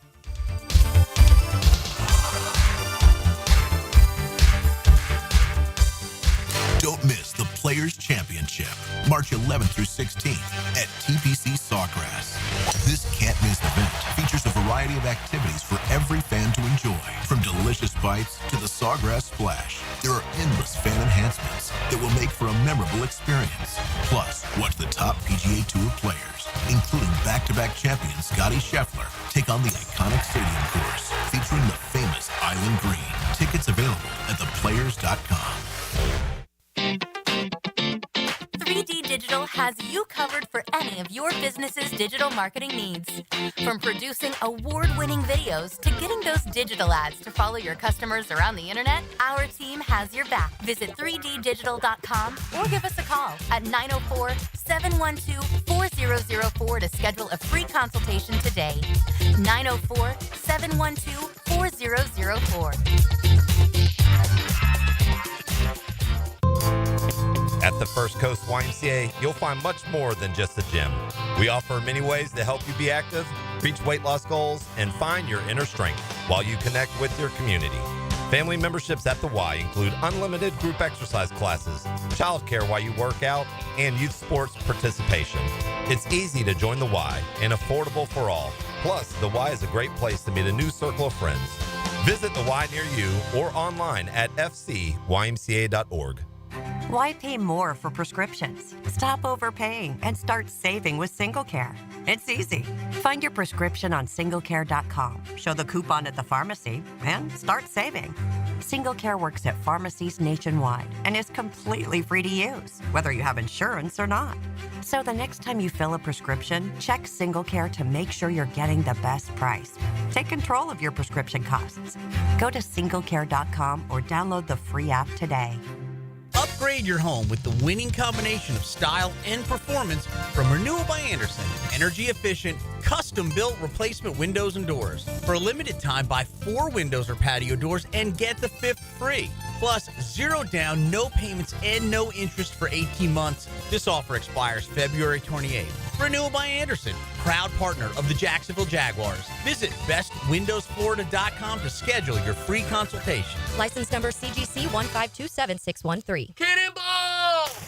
Honey, someone's in our pool. Oh, refreshing. John, what are you doing? Oh, hey, Dave. Seeing as how me and the guys at Clearwater Irrigation reinstalled your sprinklers after the pool contractor ripped it out, I thought you wouldn't mind if I took a quick dip. But in a Jaguar print Speedo? Yeah, Dave. My bad. Clearwater Irrigation. We can't sing a lick, but we sure are good at sprinklers. And drainage, too. Start your Sunday off with a cup of Joe and some sports medicine intel. This is Joe C. inviting you to join me and Dr. George Bari for Breaking Bones every Sunday morning at 7:30. And if you miss an episode, just look for Breaking Bones wherever you listen to podcasts. With 50 years of fabrication expertise in towing products, the family at Cannons of Jacksonville can repair or install precisely what you need to tow with confidence. Visit cannonsofjacks.com, where quality and customer satisfaction collide. Bueller, stay cooler with Bueller. Hey, pal, what's the matter? I don't know about this air conditioner, Jason. You know, my job is actually to... I mean, 1 minute it's working and the next minute it's not working. Every time I leave the house, I don't know if I'm coming back to a nice, cool oasis or a steaming cesspool of sweaty garbage fumes and dog farts, and then I'll never get to sleep. And I'll be too late to call someone. And what if I've got a big meeting the next morning and I haven't slept a wink? Okay, dude, stay cool. Or at least stay cooler. But Bueller Air and Plumbing can figure out why your AC only works sometimes and not all the time. We fix that kind of stuff every day. You mean you can... Life moves pretty fast. If you spend all your time worrying about an air conditioner that can totally be fixed, you could miss it. Stay cooler with Bueller. Visit BuellerAir.com. February is Cancer Prevention Month, and Ackerman Cancer Center will help you take charge of your well-being. Their new location at World Golf Village off I-95 now provides screenings for prostate, bladder, and colorectal cancers. Visit AckermanCancerCenter.com. Instant Keys. You don't have to go to the dealer. Instant Keys comes to you. For lost or broken keys or nearly any make and model of vehicle, call 722-1111 for Instant Keys locksmith service. Transform your bathroom with stunning shower glass from Sky Glass Solutions in Jacksonville Beach. For a free quote, call 904-608-5151 or visit skyglasssolutions.com. 1010XL is presented by Farah and Farah, exclusive injury law firm of the Jacksonville Jaguars. Protecting you and your family. Call 396-5555. Jacksonville. Wow! I feel good. It's a feel-good Friday. We're gonna have a good time together. And that would be good. So good. Text or tweet something that makes you feel good today. I hear good things. Really good things.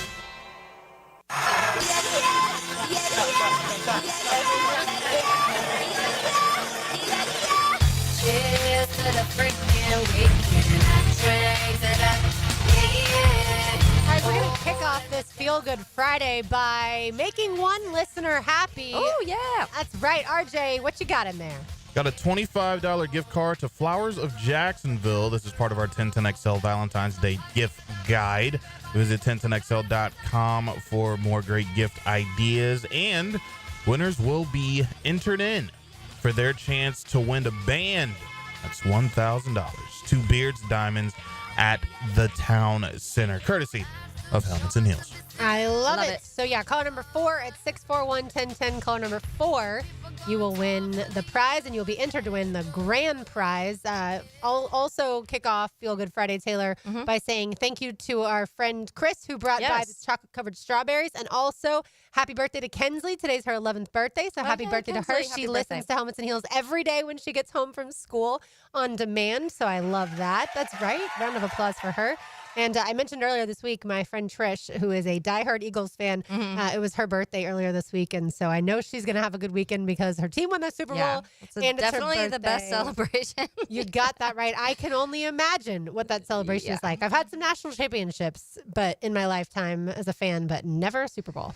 Yeah, which the Super Bowl parade obviously is going on right now, and there's some wild tweets going. There always are. Especially Philly Philly does it a whole different level. Exactly. I mean, we remember vividly the Tom Brady and the drunk incidents Tom on the Brady boat. had to have been one of the best, honestly, because it was just something you never had seen in all of the Super Bowls in New England. It was never like that, and everyone's like, "This is what happens when you move to Florida." Got that right. Yeah, Jalen is correct. I was going to say Jalen Love. Jordan Love is not who I'm talking about. The Packers did not win the Super Bowl. Jalen Hurts is wearing a sweatshirt that says, this is why I got them all confused in my mind. Oh, yeah. Love comma Hurts. Yeah. Love Hurts. I think that's good. We can't read on air what CJ Gardner Johnson is wearing, but I filled everyone in the other day with my Terminix Pest of the Day the other day that the Swifties went after Gardner Johnson's mom's restaurant. So let's just say he's going after the Swifties. He's going after the Swifties and using the LIX Super Bowl logo to do that. So Super if you Bowl go to 59, Twitter, you can probably go look at that and find that sweater really fast. But yeah, I also saw somebody before the parade even started. It was like they're all lining up because obviously you get there pretty early if you want a good spot along like the barriers of where the bus and stuff will actually pass. And so I don't even know. It was very early when people were already showing up. One poor guy already puking over the thing. Yikes. But I'm guessing he didn't go to sleep. That's what I'm guessing not. And either that or woke up and started just pounding beers very early. I'm not totally sure. But they're doing the Eagles chant and the EAG, and he's puking but still has his hand up like doing the chant. Which, I mean, that's better than, what was it, the mayor who couldn't spell it? Yeah. Eagles? ELGLE. Yikes. You got to get that stuff right. For you, Feel Good Friday, baseball tonight. I was actually just about to say it's baseball season in general, which is, if you know, one of my favorite, if not my favorite sport, just because of my family involvement in baseball and growing up in a very baseball-heavy household.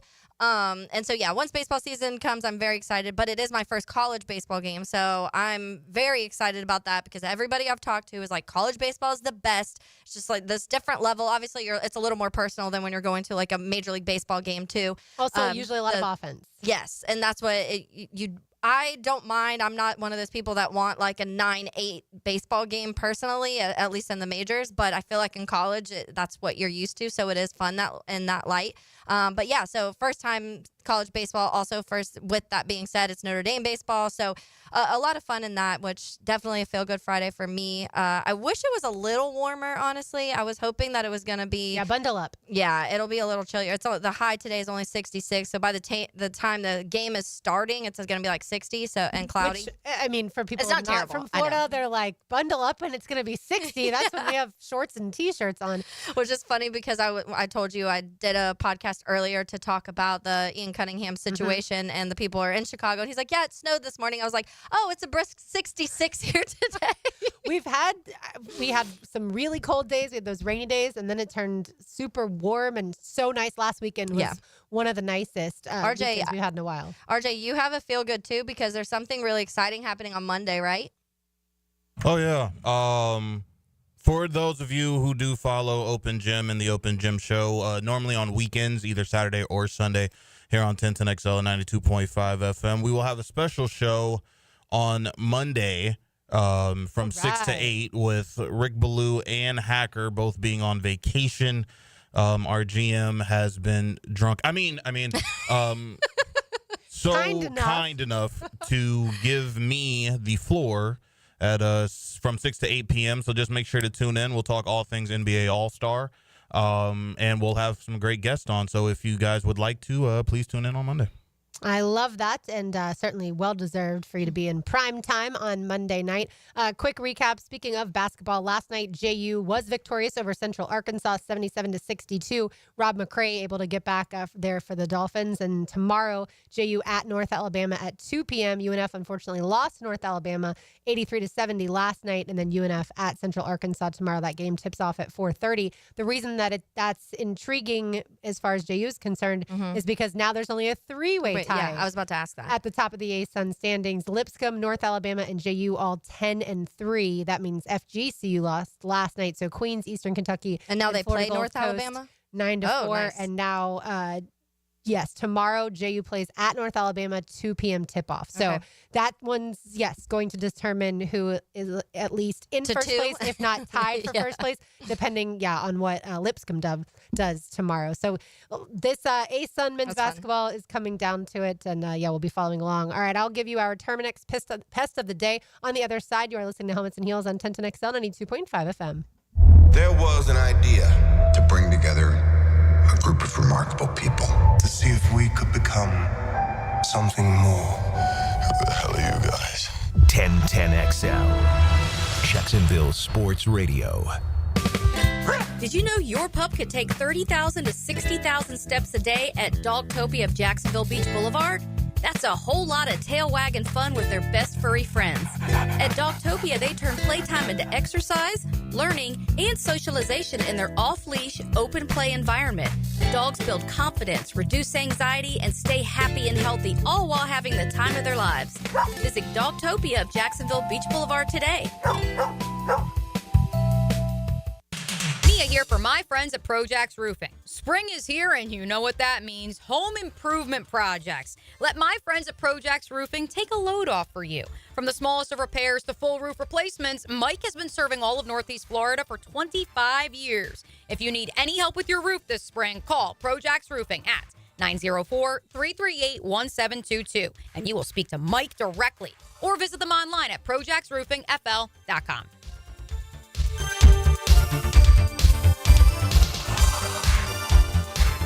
I'm here with Clayton Bromberg of Underwood Jewelers.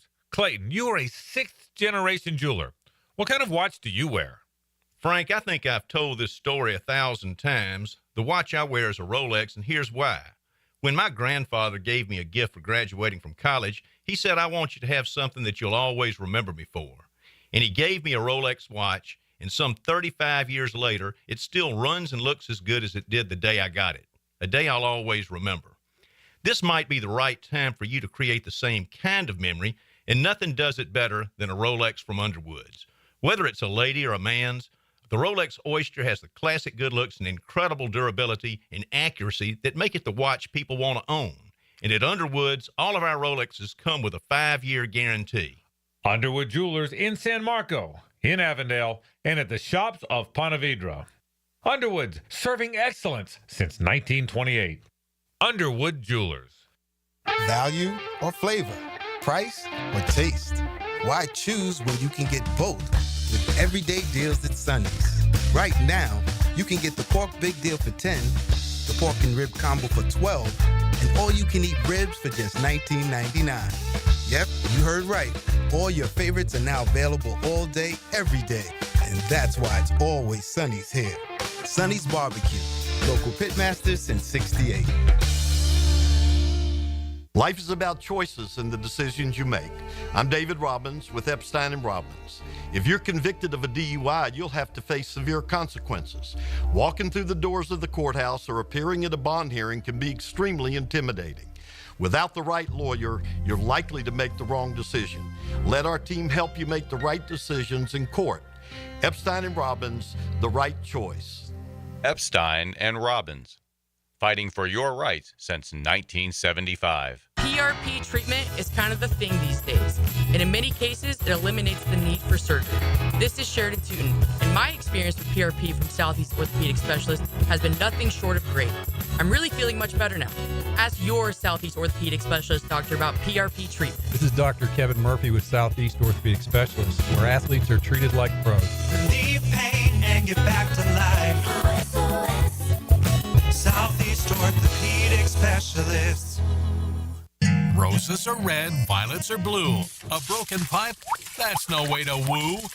This Valentine's Day, don't let plumbing or HVAC problems ruin the romance. Whether it's a leaky faucet, a backed-up septic tank, or a heater that's colder than your ex's heart, Duck Rooter is here to save the day. Our expert team will fix it fast and at a fair price, so you can get back to the love you deserve. When you're stuck, call the Duck, 904-862-6769, or online at duckduckrooter.com.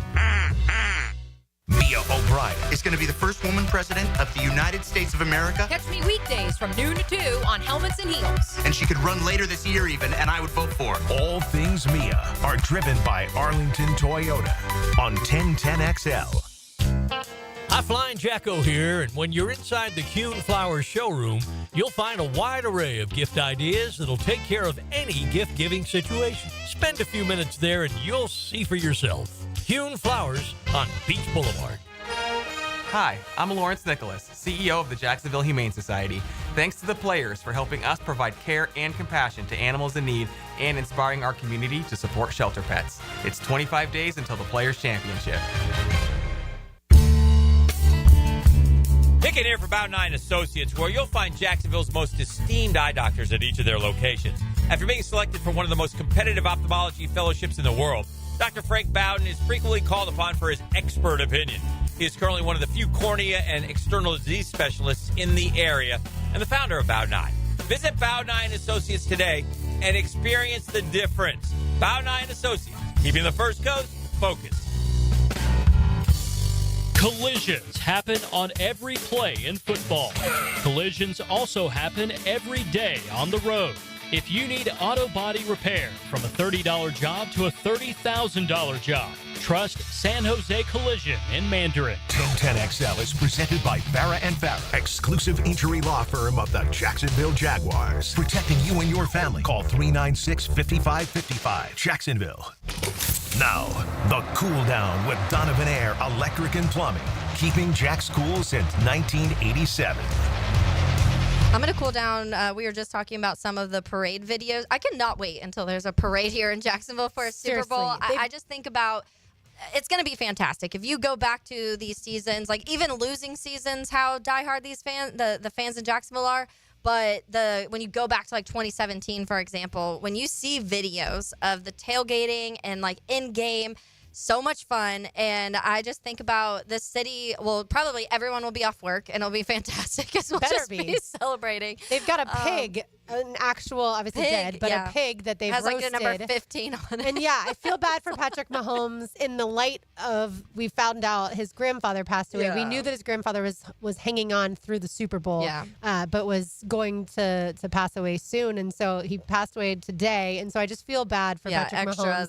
That somebody else is celebrating and you have a double bad day. Yeah, and obviously the way that the Super Bowl went for Patrick Mahomes. I said it on Monday, Taylor. By the way, it feels like this has been more than just a week since football season ended. But I said on Monday, I've never been more wrong about a player's performance and the way I thought a game would go than Patrick Mahomes and the Super Bowl against Philadelphia. But again, congrats to the Eagles fans, and they are definitely enjoying their day. Yeah, I just saw this video, and someone they're chucking a can of beer. And they're sounds throwing dangerous. And everybody's doing it, though. There's like people up on signs, and they're throwing the beer up to the guys on signs, and they throw it to Saquon. Saquon doesn't even attempt to catch it, really. He kind of just looks at it, and it goes by him, but I don't know who it is, someone's wife or girlfriend behind, hits them in the back of the head, and they turn around, and Saquon's like, oh, God, I'm so sorry. Yeah, that's why when you go to concerts and you can't get a bottle of beer or even a can of beer. That is why, It's because they don't want you throwing that at the artist, obviously at other patrons as well. But yeah, all right, time now for the Terminix Pest of the Day. Terminix takes care of the pest control at our house. If we have any issues, all we have to do is text them or call them. You can find them online at Terminix.com, Terminix.com. You do not want termites either. So, and that I know Florida is certainly a state that is prone to have termites. So visit them online, Terminix.com. Today's Terminix Pest of the Day is Tyreek Hill. Now, he could always be the pest of the day, I feel like, for different instances. But the fact that he thinks he's fast enough to race Noah Lyles is insane to me. Noah Lyles is the fastest human on the planet. And Tyreek, I understand you're fast for a football player, but you're not as fast as Noah Lyles. And the ego that Tyreek has is just ridiculous. So, yeah. And by the way, Terminix does take care of the pest control at Everbank Stadium, Daly's Place, 1-to-1 Financial Ballpark. Let's have this race at Everbank Stadium. That would be fun. Let's do it. I don't know enough about sprinting. Yes. When I don't was the know. last time you sprinted, I know. Taylor? I really do not know. I cannot remember the last time I had to full on sprint. There was a period of time like 2 years ago where I was working out. Maybe that's when it was. But I know the football times because we talk about the 40 time of being like, okay, Tyreek Hill ran a 4.29. I know that because it's something we've talked about a lot of times. I don't know. Do you know Noah Lyles? What his 40 time would be? Is that a thing we know? Oh. I mean, I'm sure people can extrapolate it from the 100 because he runs the 100 meters and he runs that in 9.8 seconds. So he runs more than the 40. So double, that's double 80 meters. And then, or 80 yards. And then, well, I guess yards and meters might be It says the different. estimate is a 3.35. Okay, so there we go. That's insane, But first of all. Yeah, there's no chance in my mind that Tyreek Hill wins this race. But I suppose for people who aren't track fans, this will bring in an NFL audience to the race and then maybe learn a little bit more about Noah Lyles. And granted, I've made fun or teased Tyreek Hill and his arrogance. Noah Lyles is also one of the most arrogant people. But because Tyreek Hill doesn't play for the Jags, he's the like best it's in the two very very arrogant alpha personalities, alphas, and we've seen a decent amount of this crossover when it comes to guys that do one sport being challenging a guy to another sport. Obviously, we saw the I can't even think, the boxer guy. I can't remember. Jake Paul. Yeah, Jake Paul. And Mike Tyson. And Mike Tyson. That thing that happened. was basically fake. Yeah. By the way, 40 yards is 36 meters. So that's how it's similar. But yeah, Lyles is way faster. Yeah, that'll be, like you said, it will get attention. It will have people talking. It'll have these two guys who like people to pay attention to them, paying attention to them. Now, will all of Tyreek's kids be there to cheer him on? We'll need a whole section over there. But speaking of that too, because I know other shows had talked about it, we hadn't, but the whole John Rocker versus Patrick Mahomes Sr., they're now going to box, or I guess fight. I don't know exactly what, I guess box. Yeah, I think it's a celebrity boxing. And that is, this just feels like that one is going to be like two drunk guys in a bar that get in a fight at the end of the night. That's the vibes I'm getting from that one. I mean, I don't know which one is stronger and which one is. I mean, they're definitely in a better different shape. weight class. Yeah, like if definitely you've a seen different John weight class. Rocker, right? Yeah, I mean, I wonder because both played baseball. Yeah. I think people forget that Patrick Mahomes Sr. Yeah. played baseball. Have they And it was like disliked Mets each and other? Braves too, because he was obviously Rocker was on the Braves for a Right. while, and Patrick Mahomes Sr. was on the Mets. Yeah, have they disliked each other for this long? That's what I don't know, because I was trying to figure it out, and I heard Primetime talking about it. Was it all a setup to lead to this like fight? And there's some people that say yes, there's some people that say no way. But when you go back and you look at some of their tweets when it first started, because obviously it all stemmed from a video from the Super Bowl in New Orleans. And John Rocker comes up. It looks like at first he's just kind of like saying something funny and then goes to shake his hand, and Pat Mahomes Sr. kind of knocks his hand out of the way, and then it escalates from there. But when you look at some of their tweets, Patrick Mahomes Sr. had a couple that definitely seemed like it's been a thing, because it was like he's always been this type, like something along the lines of like this is how he's always been or something like that. So there's definitely must have been something previous to where they didn't totally like each other. I mean, people. John hold Rocker's grudges. also said some wild stuff, He has. and that's been a thing. So Yeah. and Patrick Mahomes Sr. also. So For sure. People hold grudges for a long Oh, yeah. time. I don't know that that's always the best thing for you, but either way. We talked to Jacob Infante earlier about the draft. We also talked to Zach Albaverdi about the Florida men's basketball team and a little bit about the baseball team as well. But I wanted to go back to the combine lists as far as the NFL is concerned. They put the list of invites out yesterday. Ohio State has 15, which makes sense, right? Yeah. National champions. Georgia comes in at 14. So I feel like people will remember this Georgia team as being a massive disappointment because of the way the end of the season went. But Georgia had a really talented roster. It just didn't go, obviously, down the stretch according to plan. Carson Beck got hurt and all that. But Georgia has a really talented football team. And Jacob mentioned Malachi Starks. I definitely have thought about him for filling one of the safety needs. He's more of a free safety. Yeah, that's another name that I remember very early on in the season tweeting about, and I can't remember what specifically game it was, but I remember being like, okay, this guy is fantastic, and let's keep an eye on him, because at that time I think we weren't in the realm yet that the secondary was going to be quite what it ended up being in Jacksonville, but we did have a lot of conversations about the secondary in the offseason and certain guys that need to take that step up. So it was kind of a thing where I was always already keeping an eye on. But yeah, when you're talking about that disappointment, I feel like it is, and even more so that they had all that talent. You have 14 guys that are going to the combine and that are probably going to be drafted at some point, and that the season went the way it did. So I do think in the Carson Beck thing, obviously that was late in the season, so you can't really use that for all of the other games that were at certain moments way closer than it should have been. And it is, for Georgia fans, it has to be a disappointment. But at the same time, I do think that you have a little bit of confidence of, okay, it wasn't the talent level. It's not like Georgia's losing the talent that they've been able to recruit and get in the portal all of this time. It just, for some reason, didn't fully execute onto the field. I think some of that is Carson Beck, It Beck, was unfortunately. a little bit of Beck. I think, they were not able to replace guys like Brock Bowers or Ladd McConkey. The offensive line didn't play well. We talked a lot about Tate Ratledge today, but he was injured a lot throughout this season, and the offensive line in general wasn't as good as what it had been. But Florida, by the way, last year had 2 guys invited to the combine, Kingsley Aguakin and Ricky Pearsall. This year, 9. So that goes to show you the influx of talent that Billy Napier has brought to Gainesville. And it's going to be interesting to see what a guy like Shamar James, where he's drafted. A guy like Montrell Johnson, a guy like Jason Marshall. Does Graham Mertz get drafted? I have no idea at this point in time. Also has had injuries and doesn't necessarily have the biggest arm, but certainly had a great career in Gainesville. But there's a lot of guys, Elijah Badger as well.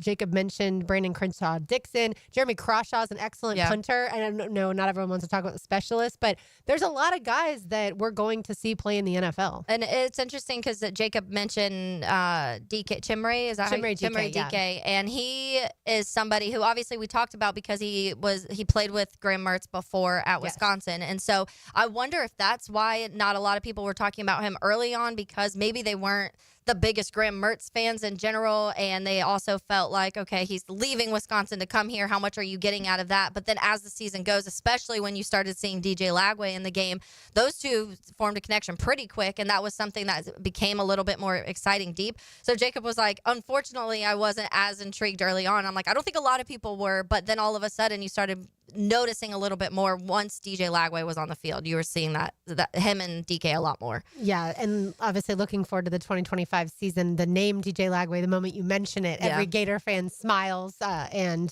they're so excited to see what his development can turn into, and could it be a special season? Certainly. Can I share something with you really quick?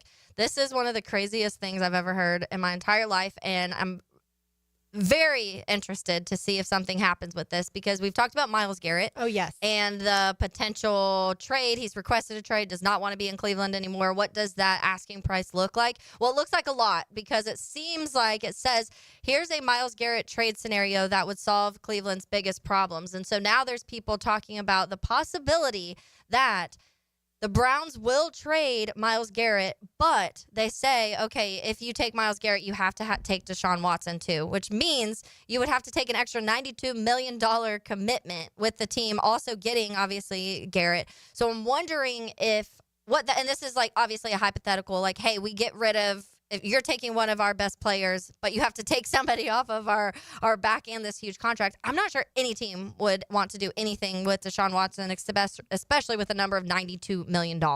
Yeah, that reminds me of when the Texans wanted to get rid of Brock Osweiler. Mm-hmm. But why would an NFL team, even if you want to add Garrett, you're adding a contract that's insane. Yeah. Like, we have never seen a contract like Deshaun Watson got to get the $236 million guaranteed. That's what it says. The balance still left is 5 years, $230 million fully guaranteed. He still has to get. I mean, as we all know, that was an idiotic move that the Browns made to begin with on the field, off the field, all the different issues. But if a team really wants Garrett, I guess you can have the most expensive Deshaun Watson backup quarterback in the league. I wouldn't want Deshaun Watson as my starting quarterback. All right, let's say hello to XL Primetime. Now, the 2-minute drill. Serviced by Cool Cats Heating and Cooling. Locally owned and operated. We're your neighbors. Find the coolest cats in town at coolcatsjacks.com. Happy Valentine's Day, Matt. Look at you festive in your pink. She is very festive. Yeah, I have a lot of festive. No pink for you. You're pink. I wore my pink on Wednesday. Yes, because we were at once it's out of the rotation, now bring it back. Right. Okay, I get it. Only pink on Wednesdays. Matt, when it comes to the combine, we were just talking about how last year Florida had 2 combine invites. This year, 9. I feel like that's a great reflection. Ohio State led all college teams with 15 NFL combine invites. Georgia with 14. So I'm excited about the combine already. So, and you were saying you feel like it's a reflection on Billy Napier and the growth of the program, or to go from 2 to 9, absolutely. Mm-hmm. Yeah. Well, I mean, he brought in. to go from 5 to 8 wins is a big jump as well. For sure. Yeah. But for instance, he brought in. And with that schedule. Right. In the transfer portal alone, he brought in Badger. He brought in Crenshaw Dixon. He brought in DK. He brought in, obviously, Montrell Johnson from his previous stop. He brought in Graham Mertz from And those are all the guys that are the invites. Wisconsin. Those are the guys that did invites. Cam Jackson started somewhere else, So too. basically, all the portal guys he brought in are going to get the invites, but none of his recruits. Well, not yet, because this is, he's still early in the process. His recruits are still somewhat young. They could be third-year juniors eligible for the NFL, couldn't they? Well, like Princely Uman Mielen, he transferred and he'll be in the NFL, but Correct. But I don't think Billy Billy wouldn't have recruited him. I think when you're going to know it gets going with Billy Napier at Florida when their best players are guys he's recruited, which is they're close right now. Like they've got a lot of young Jaden guys Baugh that are is in. fantastic. Yeah, they've got a lot of young guys that are in the pipeline ready to really break out. So yeah, that's when I think you'll know. All right, he's got it. He's got it moving. Yeah, but if you want to win a national championship, you better have in the teens. 14, 15 types of guys in order to be, whether recruited or from the transfer portal, either way, to be invited to the I would NFL agree with that Combine. totally. Yes, absolutely. On that list, Matt, they have Travis Hunter listed as a DB on that. Do you, in your opinion, what do you think that is that the college football saying, hey, you're going as a DB? Is that coaches saying we want to see you as a DB? Is that Travis saying I want to go in as a DB? Yes. All of them. All of the above. Yes. Do you think Travis wants to be seen in that side? I think he wants to do both. Yeah. But I mean, you watched him this season. Yeah. He's a phenomenal receiver. Like, I mean, he's too small to be a receiver. Not small, thin to be a receiver at the NFL. He'd have to put on some weight, but my God. I think he has to put on some weight either way. He does, either way. Yeah. You're right. But he's, my gosh, at receiver, I mean, Colorado's best play, honestly, was just where is he? Yeah. Where is he? And I'm going to throw it to him. Yeah. Absolutely. That's what it was. You're awake in 180, so you can't help Travis Hunter put on weight, but we can. I can help him. Believe me, I can help him. Matt, what's coming up with you and Leon today? We've got our coach, Dave Campo, in for the full 2 hours. Ooh, So a lot of coach. We're getting into it with Dave Campo today. Breaking down Valentine's plans as well. We will definitely talk about Valentine's. There's no doubt we will. I feel like of all the shows, we would have talked about it the least. I do have pink on, but Oh, yeah, You do, I saw pink that. seersucker shorts. Yeah, I I love do. that. Yeah. I didn't even notice until that was a now. nod to y'all, by the way, to I your love show. that. Did you get the pup a Valentine's Day gift? Of course. Oh, I thought so. Speaking of that, You know better. I Now, know. come on. we got Keaton 4 years ago today. We picked him up on Valentine's Day 4 Happy years get ago. gay. Red day. Get gay. They say Happy Gotcha Day, but I think that's Gotcha more Day, for that's what it rescues, is, yeah. So we can't say that. All right, Matt, thank you. We'll be listening. Right. Have a Thanks, good ladies. Valentine's Day. Thank you. Happy Valentine's Day. Happy Valentine's Day. Remember, RJ Saunders Monday night from 6 to 8 p.m. for the vacationing Mia O'Brien for Taylor Dahl. For RJ Saunders, I'm Lauren Brooks. XL Primetime comes up next, so keep it right here on 1010 XL 92.5 FM. These heels are made for talking. We will talk to you on Monday.